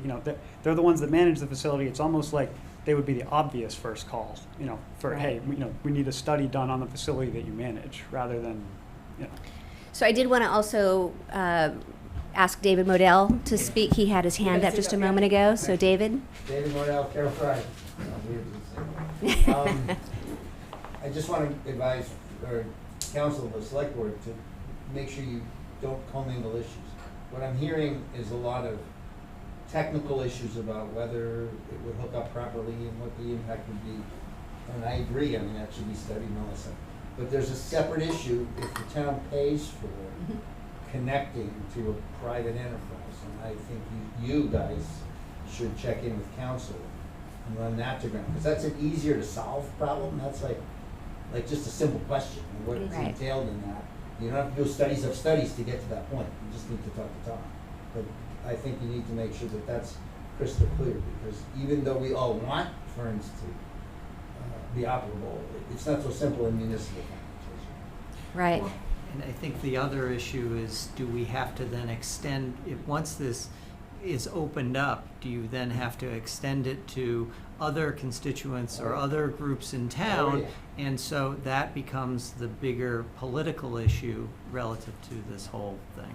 So they're all considerations, and I admire you for going through this, and I'm sorry it's been so, you hope that, and I would love to have you turn the key and have it all work. But Again, and I mean, I doesn't- think nobody would like that more than me at this point, right? The reality is that, we did go and look through this, and the property is under so much scrutiny. And I just Right. want to go on the record for saying that, Ferns was operating in the past not under Title V, okay? This was under a system that was 20% of the capacity that was supposed to be under Title V. This was operating under a special permit. Oh. This was not just like, oh, well, it was open before, it was fine. It's like, no, we'd have to go for reissuance of another special permit, and DEP has indicated to us that that's probably not going to happen, Yeah. because they know that there's a viable solution, and they have been doing nothing but telling us to go chase that solution. Right. Right, so that's what I Right. mean. So we have some due diligence to do on our side too. As David pointed out, Ryan, let's get with town council and see what they have in terms of guidance. Christine, I know we're over, but can I ask a couple clarifying questions? Sure.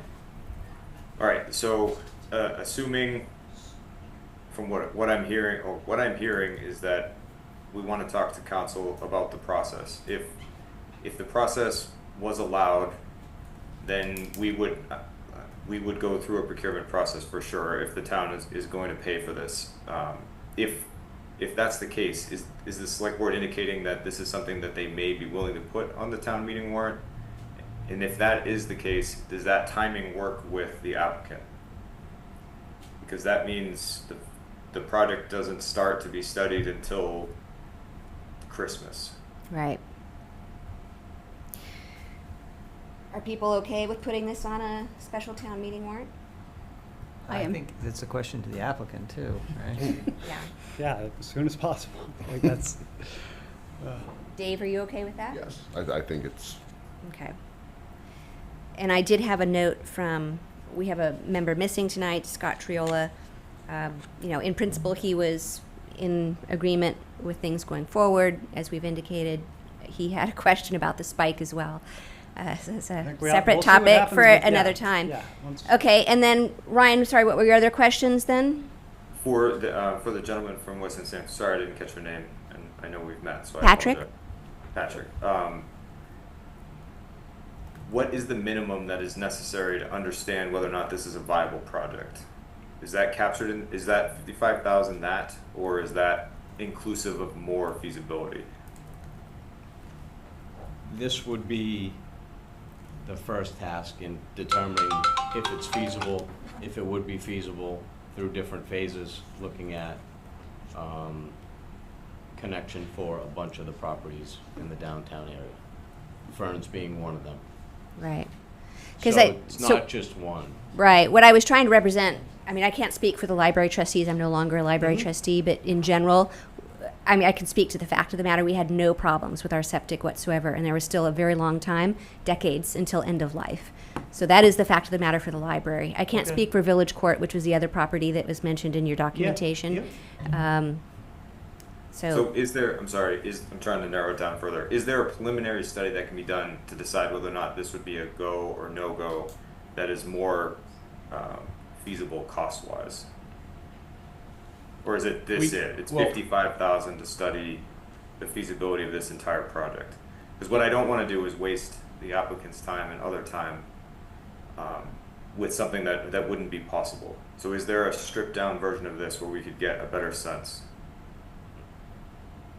Yes, I think we could just do phase 1 and not work on phases 2 or 3, and not work on the grant research, and we could probably refine the cost and get it down a little bit. So hearing that, then I believe the staff marching orders are to work with council and potential vendors to understand a step 1 that could be feasible for a fall town meeting, and we could probably have that to you in a couple weeks. Okay. That's a good go-forward plan in our book. Is that okay with you guys? Yeah, sounds good to me. Okay. Thank you for crisping that up, Brian. So, hold on though. Yes? Because if we break this up into small portions, and we only do is it even feasible, are you going to come back to us and say, like, we want more money so that we can do this, and then we're going to be waiting until spring town meeting, and I don't want to delay. Like, so I feel like if we're going to break it up, that we need to kind of create the milestones, the tiers, and like it'll be spent in those tiers, but we should have the max on the fall town meeting warrant that you're going to need to complete the study to move the project forward in And a I think- timely I think- fashion. Yeah, and I think the grant research is an important Yeah. part, because obviously, money. And there are a lot of grants out there. There are a lot of grants out there? Yes, looks pretty promising. I've been in touch with Simon Cataldo about this as well, and he's Right. completely on board with. I agree with that, as long as there is a viable project here, which I think is worth looking at. I think this is information that I can get for the board. We can't promise it tonight, but within 2 weeks we'll give you a much stronger update. Okay. And try to help. That's great. I'd say let's wait for Ryan's next update. What's that? I'm good now. You're good now? Okay. So just to clarify, so we're saying that we would wait until, well, not wait until, that it would go on for town meeting about the town paying for the study? Is that what we're? We would put the 55 or subject to change fee in front of the townspeople and say, is this something that the town, using public funds for a private enterprise, would they be up for that? And let the idea stand on its merit. Okay. And if in the meantime, I wanted to proceed with phase 1, privately funded, would the select board be okay with that? I wouldn't have a problem with I- it, but just you'd have to know, I'm sorry. Yeah. You'd have to recognize that the town wouldn't own that study. Right. So Well, the I mean, town you- may yeah. challenge your things, and then we would hire, to have our thing reviewed. I think that was the issue that Rebecca Yeah, brought that up. in Rebecca the- I mean, again, you guys unless- figure, you tell me, like, again. we're all if- using if- public if- domain If data, the so. issue is dollars, and the town wants it, and I need to, I don't know. I mean, again, I'm not even sure how that would play out, but, again, I am willing to sponsor phase 1, but I need, some sort of go-ahead to do that. But, I mean, to your point, like, if it's I- privately funded, is it then cloudy? I only have. Ben, we can't tell you how to spend your money. No, So, no, I mean, I would telling you that- say I'm if telling you you that want to yeah. privately fund a study, No, and it sounds like the data are Is he public looking domain. for reimbursement though? Is that what you're saying? Like No. we would? No, not for phase 1. Okay. But I would say, like, again, I would probably want it on to complete the whole study, but I will pay for phase 1. So, again, I'm Okay. not, and so I guess That's good clarification. Yeah. I do think if you want to have something if you are looking for, I'm sure you're looking ahead 1, 3, 5 years, whatever the big picture view is. If you're thinking something might need to be funded by town and you want to bring it in November, have it socialized by all those committees that I mentioned at the outset of our call, and, come prepared with your data, make a good case for yourself in November. The people are not opposed. Everyone wants Ferns back open. We're all rooting for you from the sidelines. Really, I'm trying to figure out how much I can bring to town meeting in November, right? Like, it's, Right. and working on what the different things need to be. So again, now that I've got a You'd need quarterback- everyone nodding in assent. You'd need the historical commission Yeah. saying we're on board. You need FinCom saying we know where the funds are going to come from. You got the library, who honestly I don't think it's going to make or break your case. I think that the town staff, being Ryan and perhaps the town planner, can help Yes. with that process and help. Bring the right parties together. And then help guide us in that process going forward. Right. And how that could work. And if there is an opportunity for you to pre-fund that, to, show that it's viable, I think I shouldn't say the only, but I think, so many people want to support ferns. I think, though, the possible other ramifications here are if you open this up and then people say, oh my goodness, if they're not in support of other housing or whatever things that could come out of that, I think that could be the sort of political tussle that takes place. But I think overall, I would hope, I certainly really want to see this work. I appreciate it. Yeah. We're kind of at the end of our time. Yes. We're way past. What other questions can we answer for you tonight? Can I ask one more? Please, go ahead. Yeah, Mark Bernstein, Finance Committee. So I guess I'm not really seeing what the big picture is here. I got the study, and, however you're gonna fund the study, but in the end, there's, I guess it's $1 million. I'll just make up a number. Yeah. It's Yeah. $1 million. Between or $1 million more. and $1.5 million. Yeah, it's $1 million construction project Mhm. to connect up from the center of town to the existing wastewater plant. Yep. Are you, in your mind, is that like a? So that's why, but part of the study is to research grants and Yeah, all yeah. sorts of stuff. Yeah, but you're not proposing that you would pay for that, I presume? No, Well, that's the no, thing, not Mark- what Well, you either pay for it. the town would either pay for it or come up with Again, it would be some funds, sort of some state funding. public-private partnership. Right. That's- yeah. Mark, there was in the documentation, there was a cost estimate. If it's only hooking ferns up, it's 750K. And then if you bring in the library trust, the village court, the whoever, I think those were the only two parties mentioned, it's 1 to 1.1 or whatever. I can't find the number at the tip of my tongue. But the 600 to 750, it says this would be funded entirely by the Ferns project, which I took to mean private Yeah, financing. if it was just us hooking up and that was all, that was the only Okay. project. And then if you bring the others along, which I can't speak for them, then you'd want to put it in front of town. course. Is that right? Okay. We're just gonna have to keep moving the ball forward here and Right. see what, That's know, what as far as- that's what we're doing. So this is the first of 500 times we're going to see you I was gonna here. say, It was I know, lovely it's to very meet nice you. meeting We'll see you guys. But we do need to move on to other topics. Was there anything else that you need to? I mean, the last question I would ask is, would you have any opposition to me forming, call it, like a sewer committee, or, so that way. I think that would be very wise. Yeah, I think that we need, a group of minds that. Maybe come up with a spiffier name. The There's Ferns all- Revitalization Committee. There's all sorts of fun jokes I can make. right. All right. Thank you, guys. I appreciate Thank you very your time. much. Thank you. Very lovely to meet you all. Thank you. Okay, next on our agenda, and I'm sorry we are running over, we do have the subsurface hydrogeological mapping project presentation.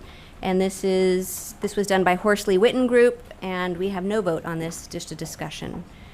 Okay, and we are running 15 minutes behind, but I have every confidence that Julie will bring us current. Hi. Hi there. I'm very happy and relieved to be here tonight talking about this Yes. project because it is finished and it was a long time coming. So just to give you a quick overview for those of you who weren't involved 3 years ago, this project actually started 3 years ago in the context of the town's housing production plan discussions and some interest in town to understand, is there a way we can extract more data about the town's groundwater to figure out if there are areas of town that could support more density and growth, or vice versa, really should be protected. And so on behalf of the Housing Trust and the Select Board and the Planning Board, I applied for a community planning grant from the state. I thought it was a total long shot. I worked with staff in the health department and Tony Mariano on scoping the grant. A few months later, we found out that we were awarded the grant. We went through a series of scope changes as we kind of discovered that the feasibility of the initial scope wasn't really practical.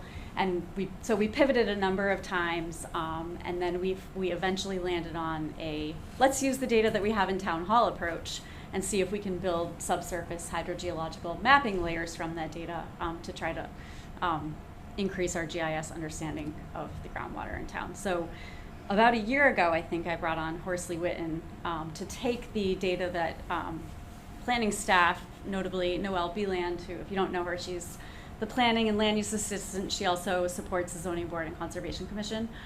She really was integral to this effort. I could not have done it without her.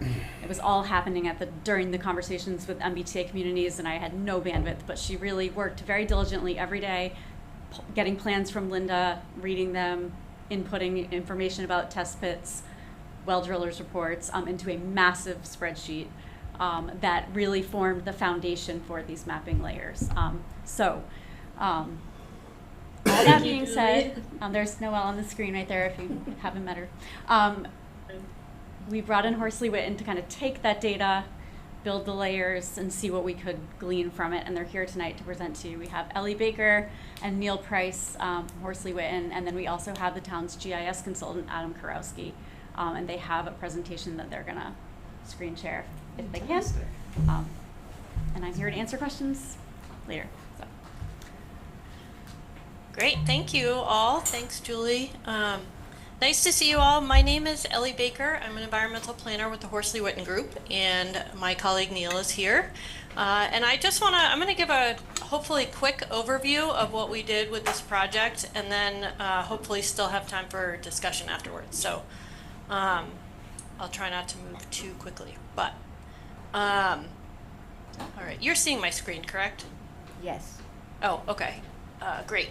So the theme here is, as Julie talked about, Carlisle's groundwater has been kind of forever an ongoing topic of conversation, concern, protection, and there's good reason for that, right? It's vital to the public health, economic health, ecological and environmental health in the town. And if you think about, all of the individual residences, individual properties in town, there are probably about 800 septic systems and drinking water wells throughout the town. 1,800 septic systems and drinking water wells throughout the town.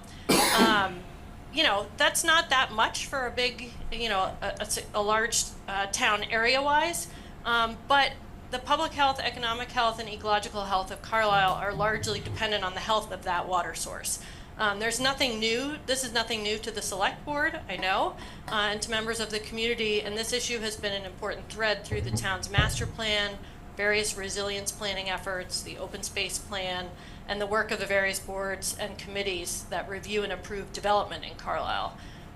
So with no centralized water and wastewater system, each person in the town is basically dependent on their own system and their own property, and therefore, obviously the water resources on and under that property are valuable and important to protect. Groundwater also, as you know, does not respect property boundaries and likes to find the path of least resistance. So what happens on or under one property or neighborhood can affect another property or neighborhood, and questions arise. How does someone's development or the placement of their well or septic system affect their own property as well as the neighborhood at large? So regulations in town and at the state level are set up to protect water quality by guiding the installation of wells and septic systems, and in particular the leach fields of those septic systems. But in a complicated groundwater and geologic environment such as Carlisle, there's often a desire for more and better information, and thus this project arises. So just for sort of framing our discussion today, just putting up here for point of reference, conventional septic system, you can see, the leach field. You also see the groundwater well, up gradient of the leach field. This is kind of the typical and protective way to install these relative to each other. However, one question arises as to what direction the water is actually flowing. And as you know, Carlisle is pretty complicated in that regard. And on the right-hand side, again, just for point of reference, for all of us to be on the same page, this is the anatomy of a drilled bedrock well. And again, these are the most common type of well in Carlisle. You all are probably familiar with this. And we'll just kind of use those as reference as we move forward. So when we start talking about this issue of groundwater and protecting drinking water, thinking about wastewater in the community, there are a number of questions that tend to arise around how do we protect, how do we think about, the impact of one on the other. So these are kind of the questions that that led to this or contributed to how we framed this this analysis that we did. So where should I install my leach field so that it doesn't pollute my drinking water well, right? That's important. You don't want to pollute your own drinking water well. But where should I install my well so that it isn't downgrading of my neighbor's leach field? These are all things that you want to think about with new development or redevelopment or improving one's property. Another question that has come up is this neighborhood or parcel potentially suitable for greater density? This is one of the things that Julie was talking about a little bit in her introduction. But where are there areas of town that might be able to, better support density, or areas that should not support or cannot support density? And how do we start to look at that and understand that a little bit better?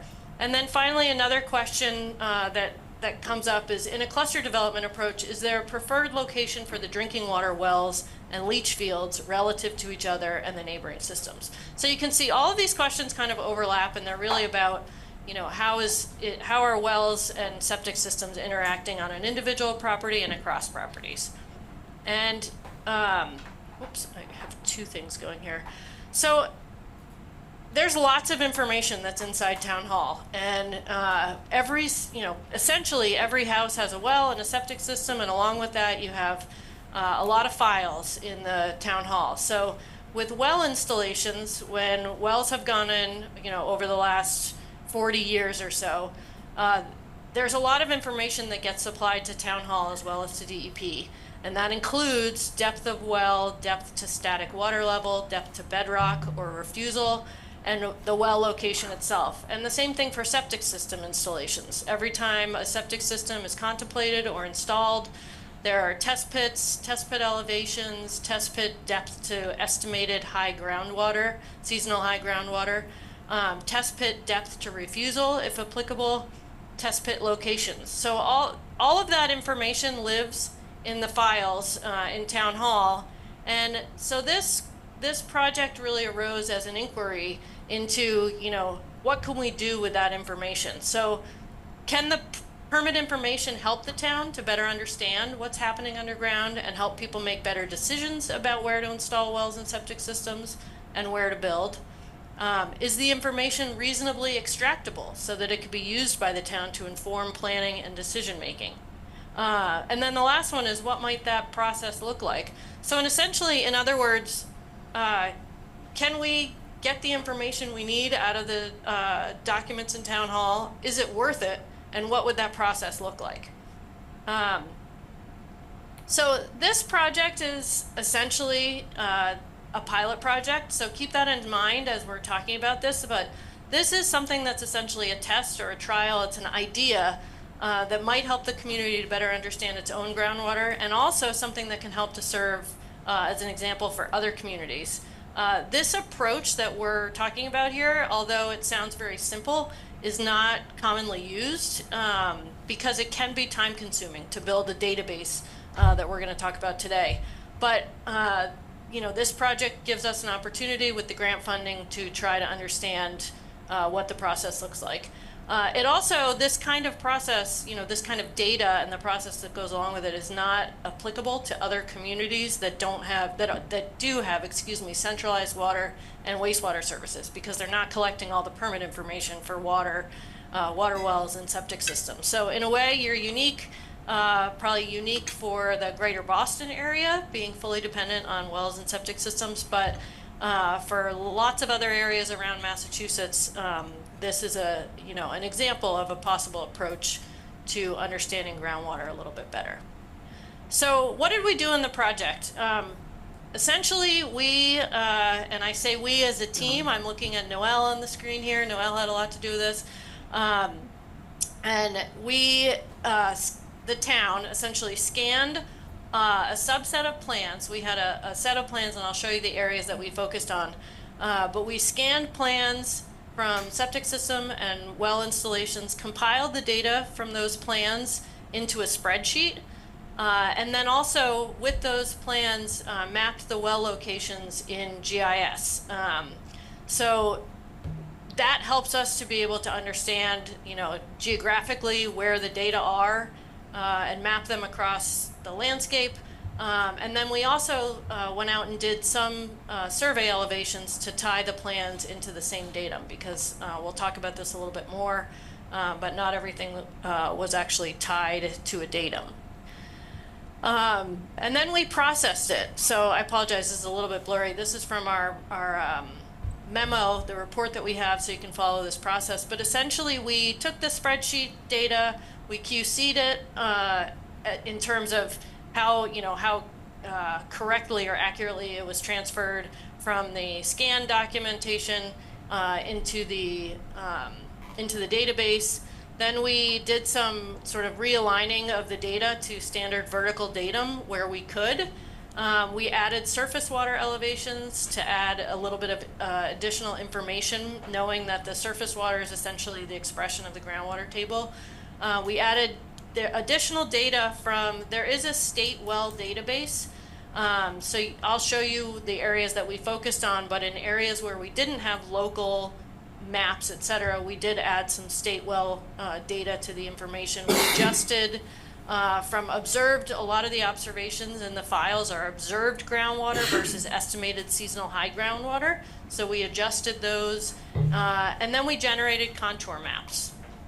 Okay. So I'll ask you to skip through the methodology a little bit faster. I'm hoping that we can finish our Perfect. discussion within the next 15 minutes. That's great. So this gives you all of the points on the map. This is just an overview. You can see we have points all the way around. These areas are the pilot areas. So these are not, these are delineated as general blobs, but this gets you a sense of where the files were that we pulled from that we used from the town. So it's, spread across the whole town, but not everywhere. Then we drew contours, essentially using a statistical mapping tool to draw contours. And what we were able to draw are contour elevations of the groundwater surface. So the groundwater table, this is essentially a topo map of the groundwater. And then sort of the inverse of that, which is the depth to the groundwater table. So it's using the surface topography minus, what is the difference between the surface and the groundwater. We can go back to those maps if those are helpful to anyone. So what did we learn? Essentially what we learned here was that the suite of data and files vary in the level of completeness, clarity, and precision. There were some things that were missing from the data or were inconsistent that if they had been consistent or complete, it would have served us better. Data submissions are on paper, obviously.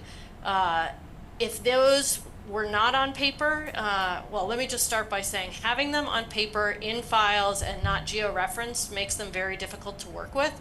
And also, if you just think about how all of your filing for applications is essentially done on a per parcel, per project basis, it makes it very hard to look across the landscape at all of these. So just thinking about the process of how applications come in and how data is compiled is important.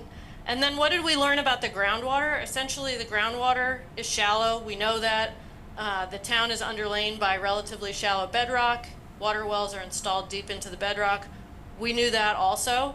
This confirms that and allows us to look at that in more detail. But the available groundwater data do seem to be sufficient to create a contour map depicting groundwater flow. So we're going to, the topo map of the groundwater is useful because it can tell you what direction the water is flowing and therefore, where wells and septic systems might be impacting each other. So how does this help? The town can begin to consider and respond to the questions that we posed earlier about impacts of wells and septic systems and new development and redevelopment on other properties. And the town can also consider a process to build a similar geodatabase. Other communities can consider this process. So what's next? This is sort of the crux of it. There are more data points that can bolster the geodatabase. So we had a sample of sites that we were able to pull the plans for and look at, but there are, I think we did about 300 properties out of 17 or 1,800. So there's a lot more we could add to the database that can improve the accuracy and precision. And then setting up an effective workflow for moving forward. So the first thing would be for the town to extract and enter the data from the remaining existing properties in the into the geodatabase. That's kind of a big chunk of work to get that done. Then a consultant could, do the same process of QC, contour mapping, et cetera, update the map.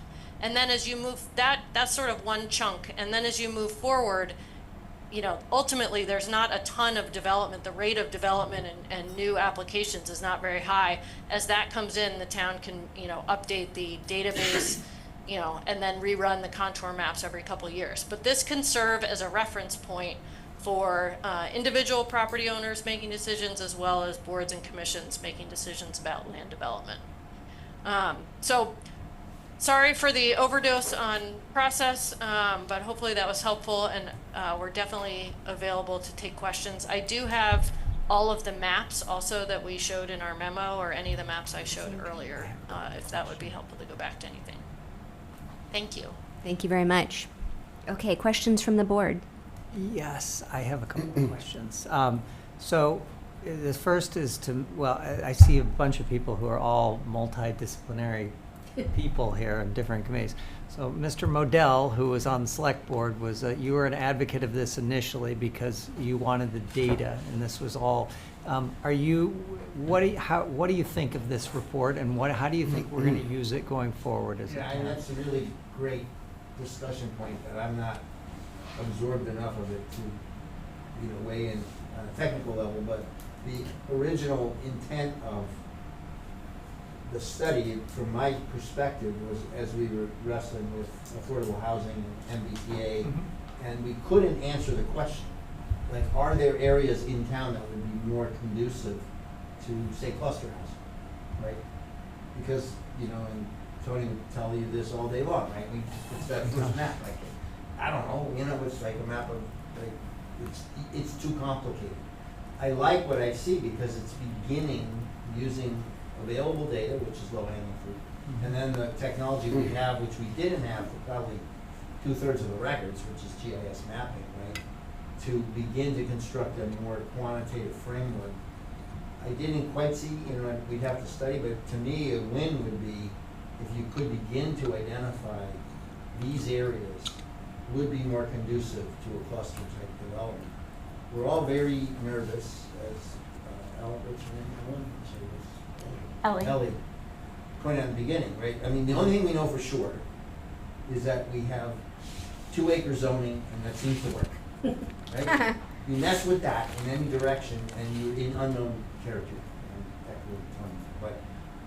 But it doesn't mean that there aren't some areas that you could do some things, right? So that would be the exciting thing for me, is if, as Ellie says, as you build it up, that you could begin to have an idea that these neighborhoods, now there's all the social, political components the way it's set, but in fact, if you're just saying, I'm a scientist, I want data, well, you might get some data. Does Mr. Mariano or Mr. Gagas, who's on the planning board, do you anticipate using this? Is this going to be, useful to you? So for me, absolutely. So this is the first I'm seeing of the study, and it's pretty much what I expected. It's a compilation of the data that we do have. The trouble is that a lot of the data on at least well information, whether it be depth to bedrock, depth to groundwater, just that different data is a lot of it, and I think our experts would probably agree, is somewhat suspect because it's not gathered by qualified, hydrogeologists or geologists. It's gathered by drillers, and that has evolved. That process of gathering that data and documenting it has evolved over time. It's getting better, and with every new well we drill, we can be more confident that the data we're getting is accurate. But this is an excellent start of compiling what we have and what it looks like as far as areas in town. I'd love to sit down now and look at this and see how that matches up with some of my preconceptions of where in town we have ability to expand development. Certainly, I think we've discussed this in the past, that the whole eastern side of town is primed for it. but it's all taken up by conservation land. So between Foss Farm and Greeno and the federal land in between, it's just a wonderful glacial outwash plain that lends itself to a lot more options as far as development goes when it comes to water. But this whole study is really going to start to give us a sense of what we have already on record for bedrock, for the Bedrock Aquifer, and how we can move from there. I think, as Ellie mentioned, move forward to kind of further our understanding of it. So I think it's a great base for where we need to go. And where do we need to go? That's the next, where does this go? Well, I do think it's just good data to have, going forward, whenever we're presented with questions, like we didn't have this type of data before. Oh, Chris gave us tremendous information. So this is a sample, so we've got lots more data that is just not included here. Okay. I do think that, I know I've heard from folks, that are concerned with development and that are concerned that when new properties are installing wells, that their own well water might be impacted if they're, find the easiest way or whatever, that if all of a sudden somebody puts a well in, a few parcels over, and it takes away and prevents somebody who currently has a well, it makes their well go dry.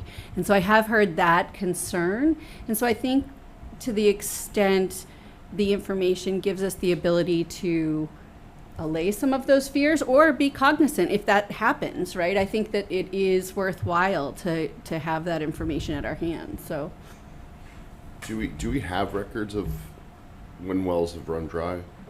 Or is there any plan for public input on another phase as far as has your well gone dry in the last 5 years or things like that?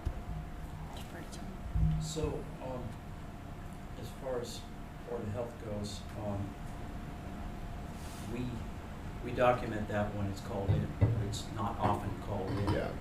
Is the issue. And from what we know, over time, there has not been a high incidence of wells going dry. And those that do, as we all know, Carlisle goes back hundreds of years, and there are some very shallow dug wells, and those are the ones that tend to get impacted by the drought. Any of the more recent decades, the bedrock wells tend to be less affected by seasonal drought conditions. And it doesn't mean they wouldn't be, but typically they're not as readily affected by seasonal fluctuations. So we don't have any section of town that we say is a problem. We do know that there are certain areas in town, and this came out quite a bit during our MBTA studies and trying to understand some areas of town and water availability that have had trouble getting wells. So they put their well in, they drill 1,000 feet and get nothing. And they have to frack it, and then they get a little bit, and so to make it work, they have to put in a storage tank to get capacity to keep up because the recharge rate is so low. So we do know there are we're starting to see at least one area of town where that's an issue, and we suspect other areas that may have those types of issues based on the records that we have. But that kind of data could be compiled along with this data so we can get a better understanding of everything in town and how the water dynamics work together. So this is a good start. Yeah. And Julie, is it our intent to add this as another layer on our GIS tool, or how are we capturing this? So that is a great question.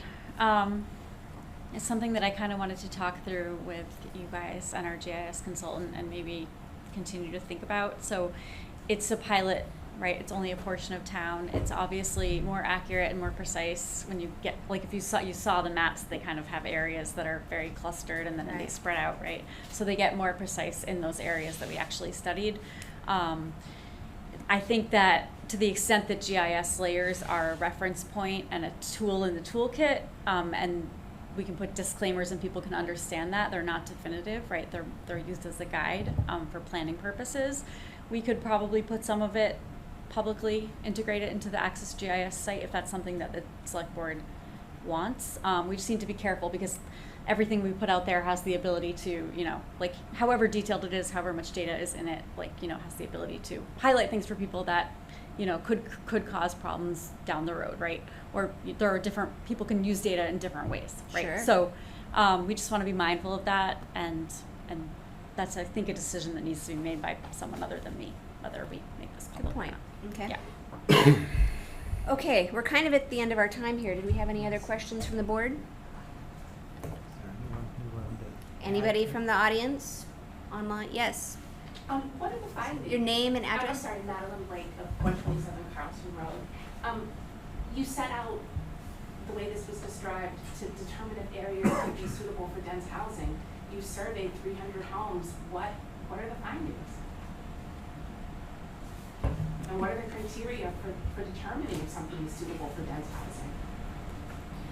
I don't know that the question was specifically dense. I didn't hear that word before you mentioned it, but I think it was... It's been said over and over. The cluster. Well, clusters, yes, but clusters can mean different things. Dense to me means like an apartment building. We could go back in the slide, but it's in the report. Okay. So what did we find? I think I will defer to Horsley Witten on that. And Ellie, do you have your slide regarding kind of some of the takeaways from this? Yeah, I can pull that back up while I did that. I think the takeaways right now are more about the process and the availability of data. Can we do this? What are we able to map? Here, I'm trying to find the share button, sorry. And so we had some takeaways from the data that here we go. From the data that we collected, what are the things that we learned about the data, and a bit about what we're learning about the groundwater. Essentially, understanding that we have enough data, or we think there's enough data available that's reasonably good enough to create a groundwater contour map that then gives you information about groundwater flow direction.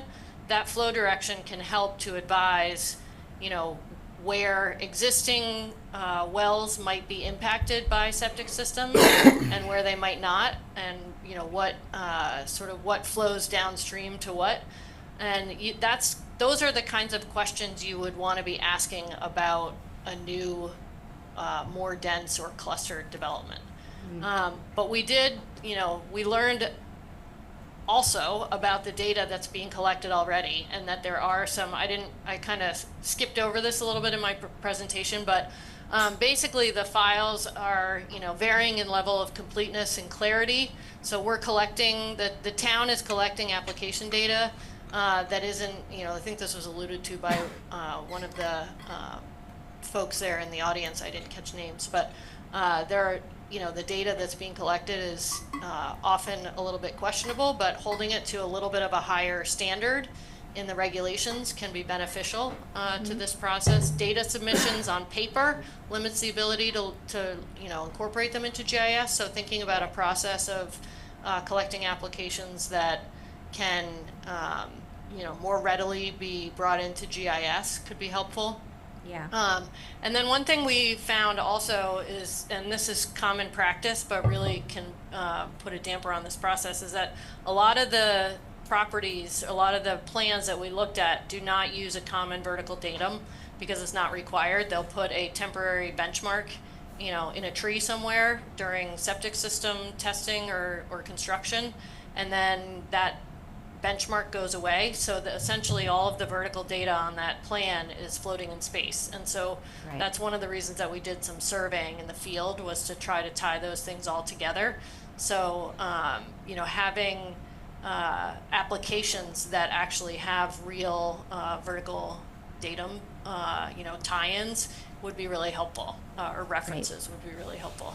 So it's that kind of sort of understanding and conclusions about the data itself, about the groundwater itself. I think there's still a lot more information that needs to be put into the geodatabase, and QC'd and a process of, reality checking it all that needs to be done before you really get real conclusions about where, density might be. Yeah, there's a lot more to be allowed or discovered not for sure. allowed. Tony, you Yeah. have your hand up? Just a quick question, so maybe this is for Adam, but how much of this is going to be able to be incorporated into the GIS system so that we can actually, use Right. this data here forward? I asked that, and Julie Yeah. said it sounds like a decision to be made at another time. Okay. Yeah, I think we need to really think about that and have a bigger discussion about that. Right. And decide if we're gonna try to continue to build what we've started, which will be a little bit of a staff commitment. We might need to revise some of the data points that we're asking for when we get applications. When the Board of Health gets applications, we might wanna require a vertical datum on the plans, which is something that's super easy to do in this day and age. Yeah. And it should be standard engineering practice. Okay. So we'll take that up at another time. We are out of time on this topic tonight. So Thank you. I do want to thank you very much for all of your efforts. I do see the question. Are we open for comment at this point? We have passed the time for comments now. There'll I'm be more sorry. at the end of the meeting. You can take, community input at the end. That is true.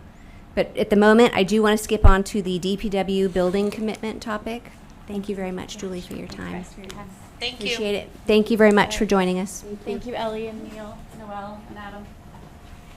Okay, and who are we hearing from somebody on DPW? Yeah, you're hearing from me. You're hearing from, excellent. Okay, what have you got for us, Travis? Well, I will start by saying I did not post the meeting for this so that our committee can't meet during this time, but we do have one member, Mark, who is present in the room. But I think the committee, when we met last, we were all kind of in alignment.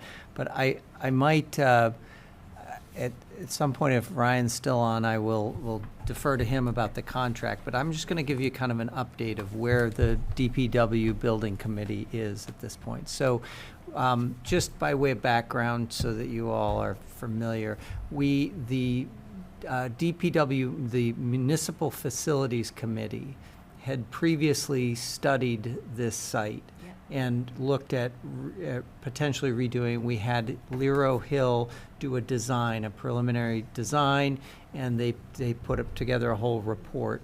We then went to the town. We got funding to do this, to do the architectural work and the site planning work and everything to get to the next. Our goal is to get to the Springtown meeting and to have a fully developed plan at that point, which will be bid out, and we can then have the town vote if the town wants to fund the construction of a new DPW facility. You all know the reasons why we got there and why we need a new one. The committee went through, the DPW building committee went through the process of hiring an architect, and we interviewed Lero Hill, who was the previous one, along with several others. We did interviews that we conducted, and we agreed to hire a firm, HKA. They have their principal, Greg, has been fantastic. He has invited us to the Hudson, Mass facility that he designed, and so our committee did an on-site meeting there in Hudson, saw what is sort of possible. I would say this is a much larger facility than we probably need, but it certainly, he pointed out all the architectural details of things you may want to put in, not want to put in, and that's what we've been evaluating. But at this point, the decision point that's really before us tonight, and again, if Ryan's on, I can have him talk about it, but it's the contract with HKA. So we have unanimously voted as a committee to support this contract. We had a couple of minor changes that in our committee meeting that we had asked that Ryan make sure were put into the contract, which I'm assuming that took place. But I will kind of turn it over to you now, Ryan, if you have time and can add to anything on that. Sure. I'm not going to leave you, Travis. I'm here to the end. Oh, that's great. All right. So the contract with HKA, we went through a designer selection process, and the committee did a great job working through through a process that identified HKA as our partner for, or our lead partner for this project. The next step was to submit a proposal, which was, I just want to walk you through the process that this proposal went through. The DPW committee went through the proposal and in detail and met with Greg about it, Greg representing HKA. And then this potential contract was also reviewed by our land use staff to make sure that everything they needed for the initial stages was included in there as well, which is mostly meeting with the various boards and committees to make sure that the concept that's being developed is a concept that can happen and that is true to Carlisle. So what you're being asked tonight is to support that proposal, and I'm going to share some highlights. This is a public document. I can spend as much time on it as you want, but I do plan to just go through some of the details. So first, the discussion about what the DPW facility will include. I will caveat that this is still a design in process. There will be a programming discussion with staff and then with the DPW building committee, and then that committee is going to come to you again to talk about programming. Why does that matter to you? Every square foot costs $1. Every part of the plan costs not $1, costs More dollars. than $1. Yes. I wish it was $1. We'll take 10. Could be 600. Every part of this project has a cost to it, so the programming is really important, and it will be the focus of the first month or so of the design process, and has been a focus already in the conceptual design process. It highlights that HK understands this is a $15 million total project budget, which is what we presented to town meeting, and that includes the 1.4 that we're talking about that'll fund this study that was already approved by town meeting and the town election. Okay, so they're working through design. We all want to jump right into this design because it's super interesting, but there's still a lot of discussions about the design. What the select board should know is it still is meeting your intent of the goals of the project and will not deviate from that to include costs without your approval, and that is clear in this document. More on programming. It talks about design phases. And what we did was we compared all of the design phases and all of the design needs to the fire station project as well. I did that just to sanity check the proposal. I went through each one with HKA, and we have identified like for like costs or put in money for contingency that would fund those. Examples include extra surveying that's needed. Maybe we need hazmat. Maybe we need conditioning for the HVAC systems at the end of the project. So all of that was identified in the cost that you'll see. This proposal also includes, once you're done with the programming, a schematic design, and then eventually the construction documents that will go out to bid to inform the construction phase of the project, which has to be approved at town meeting. So although there are discussions of what this designer would do for us during construction, that is only contingent on whether or not this full project passes at town meeting. So we have protection there. Like Travis said, we went over some of the details about making sure that the whole campus is considered, the whole DPW operation, not just a building. So the HK is aware that we're designing a DPW facility and operational footprint, not just a building. That's included. And then, as I stated already, the needs of our various committees to include multiple meetings. It's just a Carlisle thing. You're going to meet with many of the land use boards many times, and HK understands that. The calendar is clear that this project will be completed in time to bid this for numbers to go to town meeting. So we expect that we'll be designing until the holidays, bidding in early January, February timeframe for a town meeting vote in May. Okay, and then the costs. So again, I compared this to the fire station and comped it with, relatively sized projects, and this is if not industry standard, below industry standard, and less than we're paying for design fees for the fire station, which I think you would all agree has gone pretty well with our designer. So although this says 1.475, that includes about $300,000 in costs that will occur after a town meeting vote that we're not obligated to. And then we included about $200,000 in contingency and permitting and other investigations. So we believe that the total potential cost of pre-town meeting design is around 1.3 to 1.35 million, which is well under our 1.4 authorization. So those are the details. This will include our standard design contract as vetted by council. What I'm looking for tonight is your questions and whether or not you approve the scope as it's been presented. And then we can move forward with contracting and start the actual design, even though HK has been great and started some of the design process with us already. The only thing to add, I mean, I've been over the contract. With Ryan and I met with the designer and negotiated in this process, and I feel very comfortable that we're headed forward.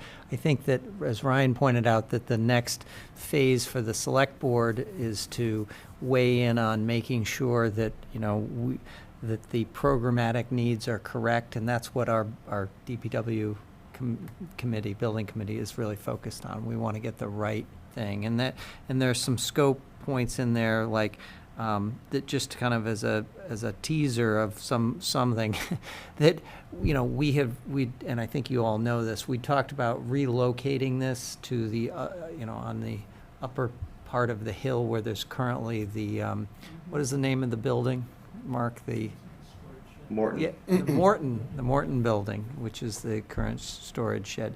But that will leave open the possibility of potentially reusing the existing DPW building as just storage.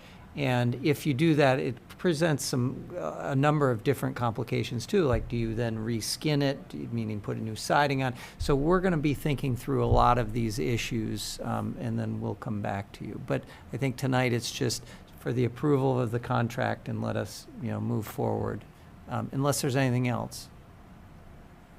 But just so I'm clear, so far we're within budget. Oh, yeah. And we're moving right along on schedule, so we're doing great. And I will say that it has been really, I think, a good policy to set out in the contract the amount, the total amount, saying the project we are targeting is 15 million, and that's inclusive of these design costs and other, Is that the salt shed as well? No, the salt shed's not in there, but in that fueling station. well, the fueling station may be in there, yes. Oh, okay. Yep. Well, very good. It is then. in there, right? Yeah. But there are things, the major components too are like a cistern, solar on the rooftop, right? It's solar ready, is that what I read? But not. Well, we're going to get pricing on it to see what that looks like as part of this, and so it may be an ad alternate. Unless, Ryan, am I misstating that? So we talk about this a lot at the DPW building committee. So right now what we're contracting is the design of all of those concepts, right? Not the actual structures. So the designer is willing to design anything up to $15 million. It's whether or not we want to include them in the programming. Got it, yeah. And So you'll have a chance to weigh in on all of that. Yeah, our hope is that we can then have a menu of sorts, and we can start to piece it together and say, do we want to spend more than 15? If we want the solar, let's let the town decide, or not. I mean, okay. And there's some that think we can get it all for 15, so we're gonna see. Okay. Well, yep. Any questions, Rebecca, Dave? Nope. No, you want a motion? Yeah, yes, please. So I'll do it. I move, wait, are we 14,750,000? Is that what? 14,750, is that what I? What are we look, or 1,407,000? Yes, No, it's 1.475. 1 million. not 14 million. 14 is the total. 1.475. Not to exceed that cost is the vote. Okay. I just have to write it down or I'll forget. But it is 1.475 so far. Was that, I thought that's what I saw. Ryan, what was the number in your presentation? I think it's on the. That is the number. I want the board to be aware that we're not committed to that number unless we get a town meeting vote. So it's not to exceed that full contract amount. That helps us in the next phase because it controls costs, but we might not spend it if the town doesn't agree on this project's funding. We're talking about, I think, But two for different the things. motion, Ryan, what are we plugging into the amount? The 1.475 million. Got it. Okay. Okay, so I move that the select board approve the design services contract with HKA for the DPW building project in an amount not to exceed $1,475,000, substantially in the form presented to the board, subject to review and approval by town council and the availability of duly appropriated funds.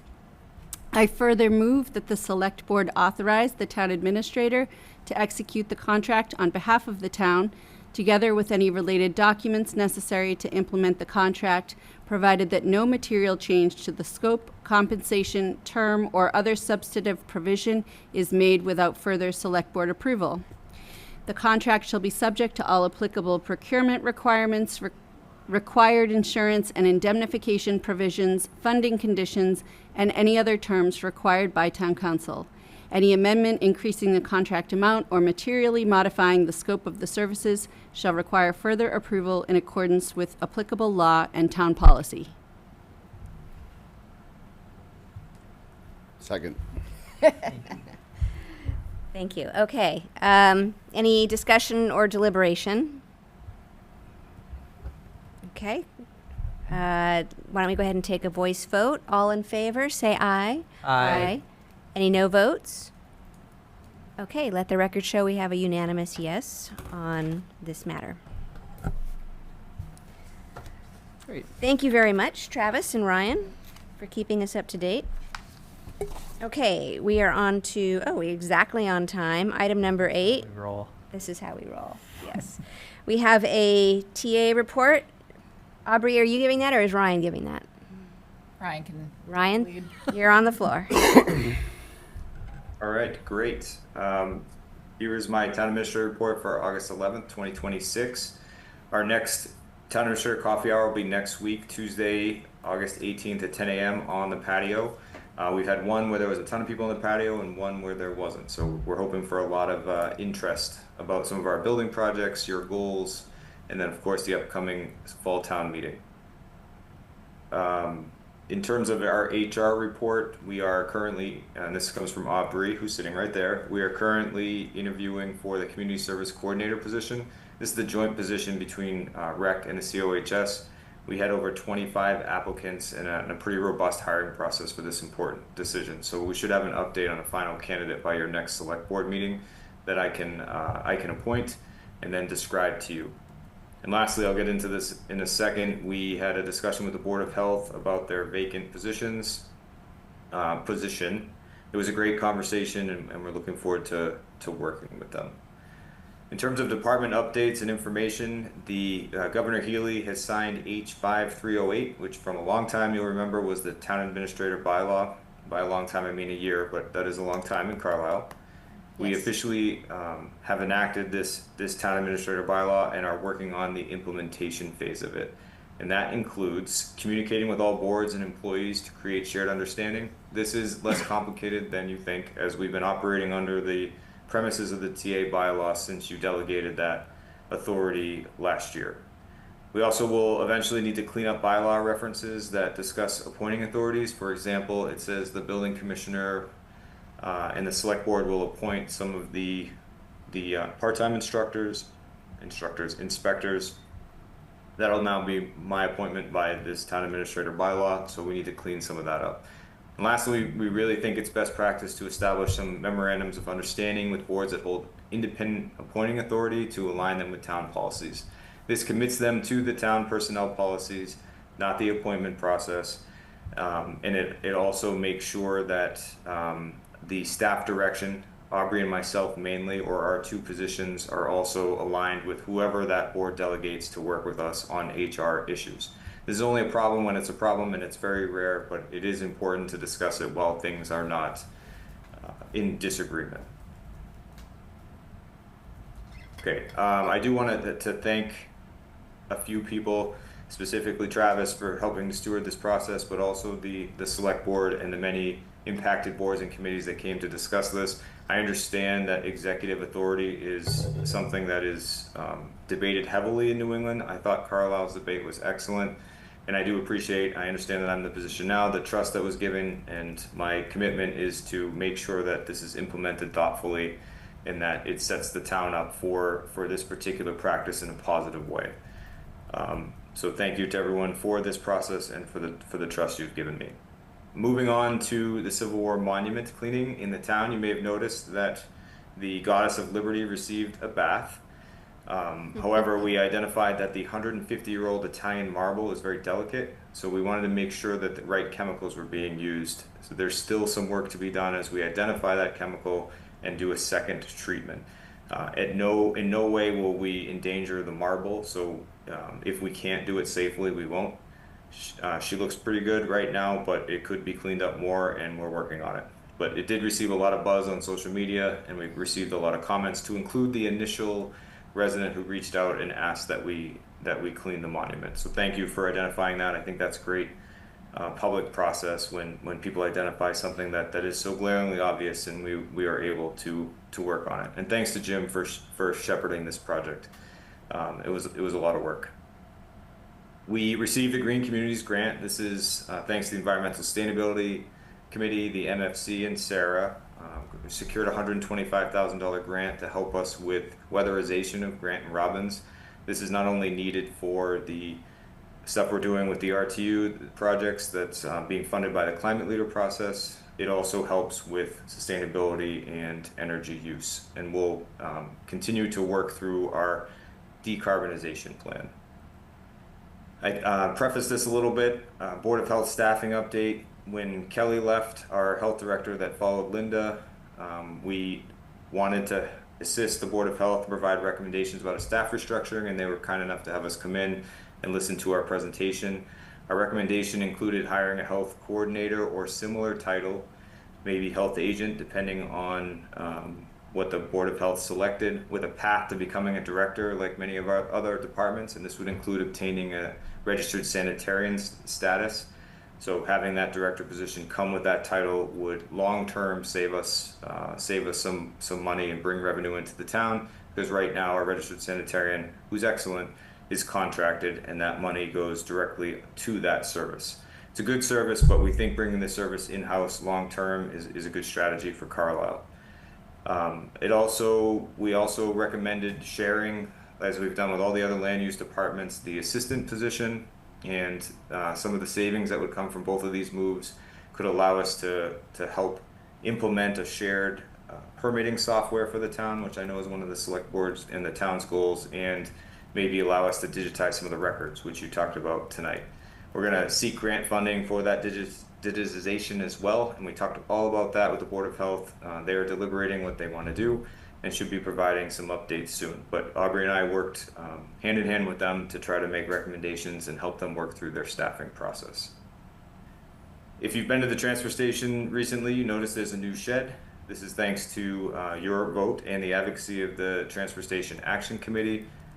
The combined use of funds from last year and recycling grant money allowed this purchase to happen. And there's a picture of it in my report if you want to see it. All right, your first vote I'm asking for tonight. The board is being asked to approve the following gift made to the town of Carlisle. There is an anonymous donor looking to donate $2,000 to the town for the purpose of aiding those in need of financial assistance in procuring a burial lot in Green Cemetery. The allocation of these funds would be to the discretion of the cemetery superintendent and the town administrator's office, who work together in their capacities to aid such persons seeking burial space. The reason you're being asked to accept this, the donor wanted to make up the difference between the old cemetery fees and the new cemetery fees, and the only way to do that is through a gift, and this person specifically wanted that difference in money to help people purchase potential lots at Green Cemetery. So a very generous gift that requires your approval, unless you have any questions about it. I just want to make sure this is not like a capital fund. It'll just be spent. We're not going to have to track it from keep it on, and then like we ended up with the cemetery before, where we ended up having a problem where we spent capital money that then we had to replenish. That's a good question. That was a trust fund. That was a principal versus an interest because it was a trust fund. This is just a gift, so it can be spent in its entirety and disappear. But it would be used toward people for the cemetery. Correct. Right? And who decides, who has the power to disperse in this case, Ryan? Is the select board's accepting this, but is it the cemetery committee who actually acts on giving away the funds? So this donor identified the cemetery superintendent, which is the DPW director, in my office, so staff. And the reason given was to protect privacy. Yeah. So it's, okay, so you guys would either someone would raise their hand, say they need financial assistance, and you guys would say yay or nay, and that's the end of it, right? Correct. Okay. And the funds are just held in another town account, their own separate, or is it a cemetery account? Correct. And this was what the finance team's recommendation is on how to deal with this donation. Deal sounds insincere. To help assist with this donation. Okay. Can I get a motion on this? I move to accept the $2,000 gift and establish a cemetery assistance gift account under provisions of Massachusetts General Law, Chapter 44, Section 53A, as requested by the donor for the purpose of aiding those in need of financial assistance in procuring a burial lot in Green Cemetery under the administration of the cemetery superintendent and town administrator's office. Second. Thank you very much. Let's go ahead and take a voice vote. All in favor, say aye. Aye. Any no votes? Okay. Let the record show we have a unanimous vote of yes. Okay. Ryan, what's next? All right, I'm going to move through some capital projects and building project updates pretty quickly to respect your time. We will be filing a CPC grant application for covering the ADA compliant components of the connected Carlisle sidewalk project. We've teased this a couple times. We have vetted this with council and people who are familiar with CPC applications, and we believe about $100,000 of the sidewalk project is eligible for CPC funds.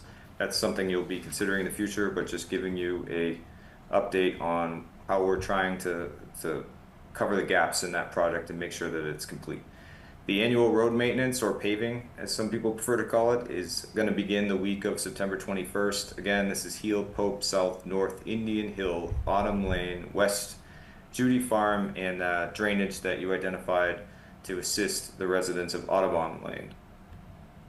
The elevator modernization project is on schedule and on budget. This is being followed pretty carefully by Stephen Kearney, as you could expect, and we included a graphic that shows you what's upcoming for the elevator. We are still tracking that school one will be done on time for school to start, and then town hall will be next, followed by the library when they can fit it into their renovation schedule. And 4 CPS projects, Carlisle Public School projects, are out to bid right now. Fixing the retaining wall that anyone who's been up there can see needs repair. This is supported by a state earmark secured by Senator Barrett's office. Also, the main concrete stairway, which is on your capital plan, the classroom flooring project, and the facilities garage doors are all out to bid. We should have a strong update on the interest at your next meeting, and those projects should begin by the middle of October. Nothing on CPA projects to update you on. For the police station renovation, we are currently getting you the information necessary to understand when this project will be complete, but it does remain on budget. We're expecting a couple months addition on this project, and we're going to get that detail for you. I just sent an email about it tonight. The septic system is operational, which means we no longer need temporary facilities, and our police officers and dispatch were very happy about that. The fire station renovation, the construction has commenced. There was a kickoff meeting between CDI, CMS, who's your OPM, and your town staff. The initial focus is on well installation. The well is required for the building permit. And then you'll note that there has been significant clearing behind the old station. It looks like the project's well underway, but we're still in the permitting stage. And then initial conversations with CDI reiterated that any changes to the project need to be routed through your fire station building renovation committee directly to you. So you'll be updated in many different ways. We talked a lot about the DPW renovation tonight. Thank you for supporting the proposal, and we will get to work on the design. You can expect to see an update in about a month on programming, which will be a pretty interesting discussion where you'll want to weigh in, and we'll gain project solidarity and then move forward from there. My report includes a couple Rotary sign notifications for you. Again, we approve these assuming that they are, not assuming, when they've been vetted for your policies and processes, and they are put in this report so that you can see that the signs you're seeing in the Rotary have been approved. All right, for employee recognition, a lot from the facilities team. Facilities works like everyone does in Carlisle, but in the summer, really hard to get the school ready to go. A lot of repairs and cleaning is done at the schools, and then of course regular facilities goes on and on. So Steve, who is one of our facilities technicians, took the initiative to spearhead repairs at the school playground. He coordinated this with the DPW to complete the work. Their collaboration allowed the repair to be quick. Steve always goes above and beyond, especially in recent weeks, completing numerous projects quickly, accurately, and safely. And Stephen wanted to recognize him for that. He also wanted to thank Mark, who's taken on the school's demanding summer project schedule with professionalism and a positive attitude. This is a tremendous amount of extra work, but Mark does this every summer without any complaint, and it really helps us make sure that the school is ready to go. He's a focused and committed employee who keeps projects moving forward and identifies when there are issues immediately and shares them. So an invaluable employee. And finally, we'd like to recognize Tom, who maintains the school grounds. This often happens behind the scenes. He has been doing this for a while, and he has a very exquisite attention to detail. One recent example is the beautiful flower bed project that he created for the class of 2026. After helping prepare and hand level the area so the maintenance staff could construct the planting boxes, Tom has continued to water, weed, and care for them daily, keeping the landscaping looking exceptional. So just a small touch from an exceptional team and a hardworking team that we truly appreciate. Two ads that I need you to consider, if you're willing, tonight to my report. First, the fire chief is asking for you to declare the following capital surplus. So this is a requirement in procurement. When we no longer need something, you need to approve it for surplus, which means we can either sell it or give it away, depending on the value of the particular item. So there are three items from the fire department. First is the 2013 Ford Taurus Interceptor. This will become a training opportunity for the fire department. Also, the 2016 Chevy Tahoe that has been shared by police, DPW, and now the fire team. This will also be a training opportunity for the fire department. And then the two tents, you'll recognize these from the COVID era. These have to be removed. Rec is considering them right now for their projects. If not, we will be either selling these or donating them to a worthy cause. I'll pause there. If you're willing to vote these three items surplus as presented, then we can handle those for you. Want to ask? Go ahead. I just wanted to clarify, you talk about the fire department. Will they be using those cars for training? Is that it? They'll light them on fire? Jaws of Yeah, life. you won't recognize them after they're done. I think Jaws of Life, or actually lighting them on Usually fire. cut them up. They're going to cut them up. Okay. Okay. I wouldn't want them to light them on fire. I can imagine there could be all manner of training potential there, but they're basically worthless. Then is there any value in giving They're them not to? worth enough to fix, and the training value exceeds what we think we could get for them. So I see. Okay. That's the best way to use them. Yeah. So is there a motion? Do you need a motion? Motion would be to declare the items from the fire department as presented surplus. I move that we declare the items presented by the fire department as surplus items. I'll second. Great. Thank you very much. Okay, let's go ahead and take a voice vote. All in favor, say aye. Aye. Any no votes? Okay, the ayes have it. Thank you very much, Ryan. And what was the other? Yep, one more late breaking but important topic. So this is a summary of the information that I sent to the MFC about our house doctor procurement. The house doctor firms we use are architect, building envelope, and mechanical, electrical, and fire protection engineering firms. The reason why we call them house doctor is they're on call. The MFC uses them a lot to identify the costs and potentially design related to projects that are important to the town. We've used them for a variety of capital projects. It's easier than procuring a designer for every single project, which is why we went to this legal procurement process. So we wanted to do it again. According to your design procurement policy, we need to assemble a DSC, which is a working group created by me. We did that, and we advertised for new house doctor contracts, 3-year contracts. We received a lot of interest this year, way more than we did 3 years ago. So 17 architect proposals were looked through, 9 building envelope, and 10 MEP firm. Our DSC, our committee, had 3 or 4 meetings about this where we went through each proposal, scored them, and then created a list of finalists and then checked references. We then transmitted that information, and each one was scored on the following criteria: experience, quality of services, professional qualifications, references, their capacity and timeliness, their responsiveness to our needs as identified in a proposal, and their financial stability. So the DSC narrowed this down to the firms, as I said, and did reference checks and transmitted the following list to the MFC for their discussion. For MEP, GGD, BLW, and Weston and Sampson were selected. 2 of those firms we work with currently under house doctor contracts, and Weston and Sampson we work with for the wastewater treatment plant, and you saw them tonight. For building envelope, we had 2, H&A and GRLA. These would be new building envelope firms. And then for architectural firms, 3 were identified: GNAP, H&A, and LLB. We are currently working with GNAP on the Bog House, but this would put them under a house doctor contract for architectural. The other 2 firms we have not worked with. There is one advantage here that H&A provides building envelope and architect services in case we ever need those concurrently.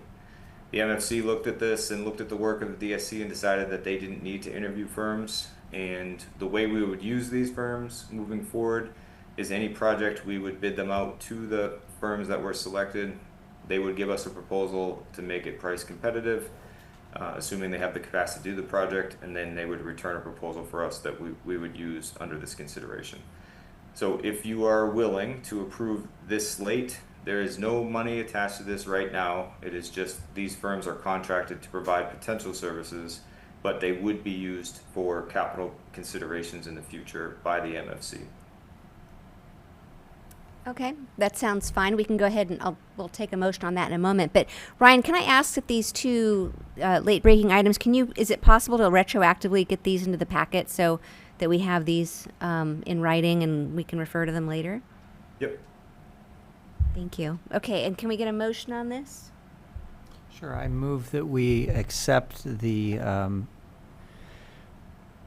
house doctor firms as recommended by the town administrator in his presentation tonight.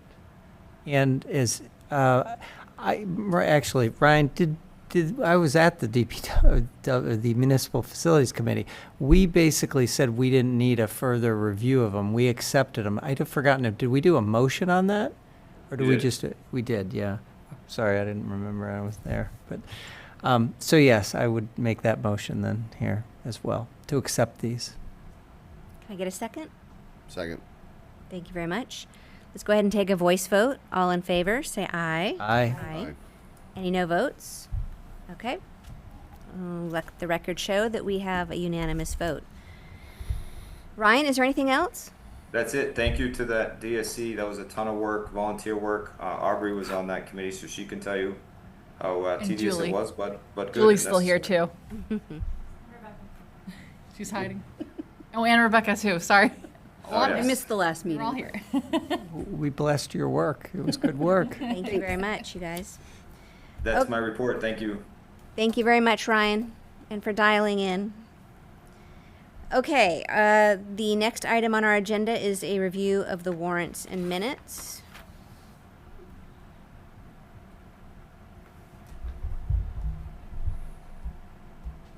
Oh, hold on. Okay, here we are. Okay, page 93 of 110.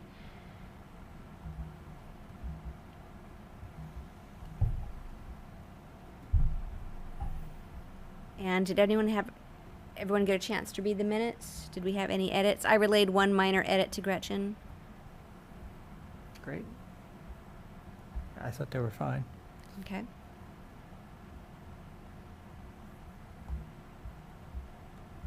I moved. Thank you. Anyone? I just don't have it. What was it, 91? 93 of 110. 93. I can do it. I move to approve the minutes of the July 28th, 2026 meeting. I'll second. Thank you very much. Okay, any other discussion or deliberation? Okay, let's go ahead and do a voice vote. All in favor, say aye. Aye. Any no votes? Okay, the ayes have it. Thank you very much. And we are on to liaison reports. Any liaison reports?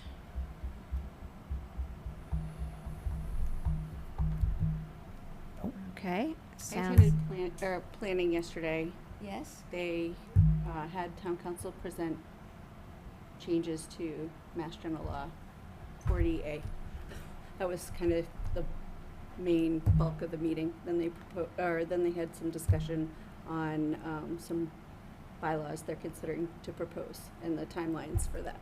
So okay, for now. Good to hear. Any other liaison reports? I was at the Board of Health, but Ryan basically presented everything that happened. Okay. Very good. You And heard you've my- already you presented on heard me, DPW, yeah. Yep. MFC. Okay. And I did hear from the library that they are settled into their new space and traffic is pretty good, especially considering it's summer. So, okay. If that's it for liaison reports, we will go ahead and open it up to community input. We're running 10 minutes early. Isn't that awesome? Okay. Yes. I'm Laura Harrison of North Road. I would like to make a comment about the underground study. Honestly, folks, I'm really disappointed to see us push this study forward in the way that we have. This was not a random sample of houses. The study is targeting individual family homes instead of looking at the town holistically and with a clear goal in mind. These are developed lots. And it's formally asking whether Carlisle would be better off if the families selected, like mine, were replaced by 4 families in 2-bedroom units. The groups of houses that were studied in the study here were chosen by the MBTA Community Subcommittee for MBTA Communities compliance, and they were chosen improperly at that time. So using these same groups in this new framing about dense development makes no sense. They were selected because they're on even 2-acre lots instead of non-conforming or flag-shaped lots, because they're all on public streets instead of private ways. They were intentionally scattered around town. So this undermines like any thought of dense development in a town center that would prioritize something like walkability. So the study is effectively codifying these groupings that were very obviously at the time not compliant with MBTA communities and that are just nonsensical in this new framing. The study surveyed individual homes, and it might actually be totally legal to do that without talking to the owners about it, but it doesn't make it the right thing to do. And I think like everyone here probably knows that if more folks knew about this and there was more public discourse about it, people would have been really upset about this study. Further, at several points in the study, the study's intent was completely pivoted. So the result is the study that concluded if we did have some good data, we might be able to use it to do a study like this. It can, on its own, it cannot conclude anything. Yeah. At any of those pivot points, we could have just decided not to continue spending taxpayer money on it. It was $90,000. That is a teacher's salary. And the grant proposal, when we went after this, committed to public input in it. So that's my comment. I'm very disappointed in the way that this study was conducted. Thank you for that comment. Sure. Okay. Any other community input? Okay. Anything else from around the board? Make a motion to adjourn. I would love to hear a second. Very good. Thank you very much. All in favor? Aye. Very good. Thank you very much. Thank you.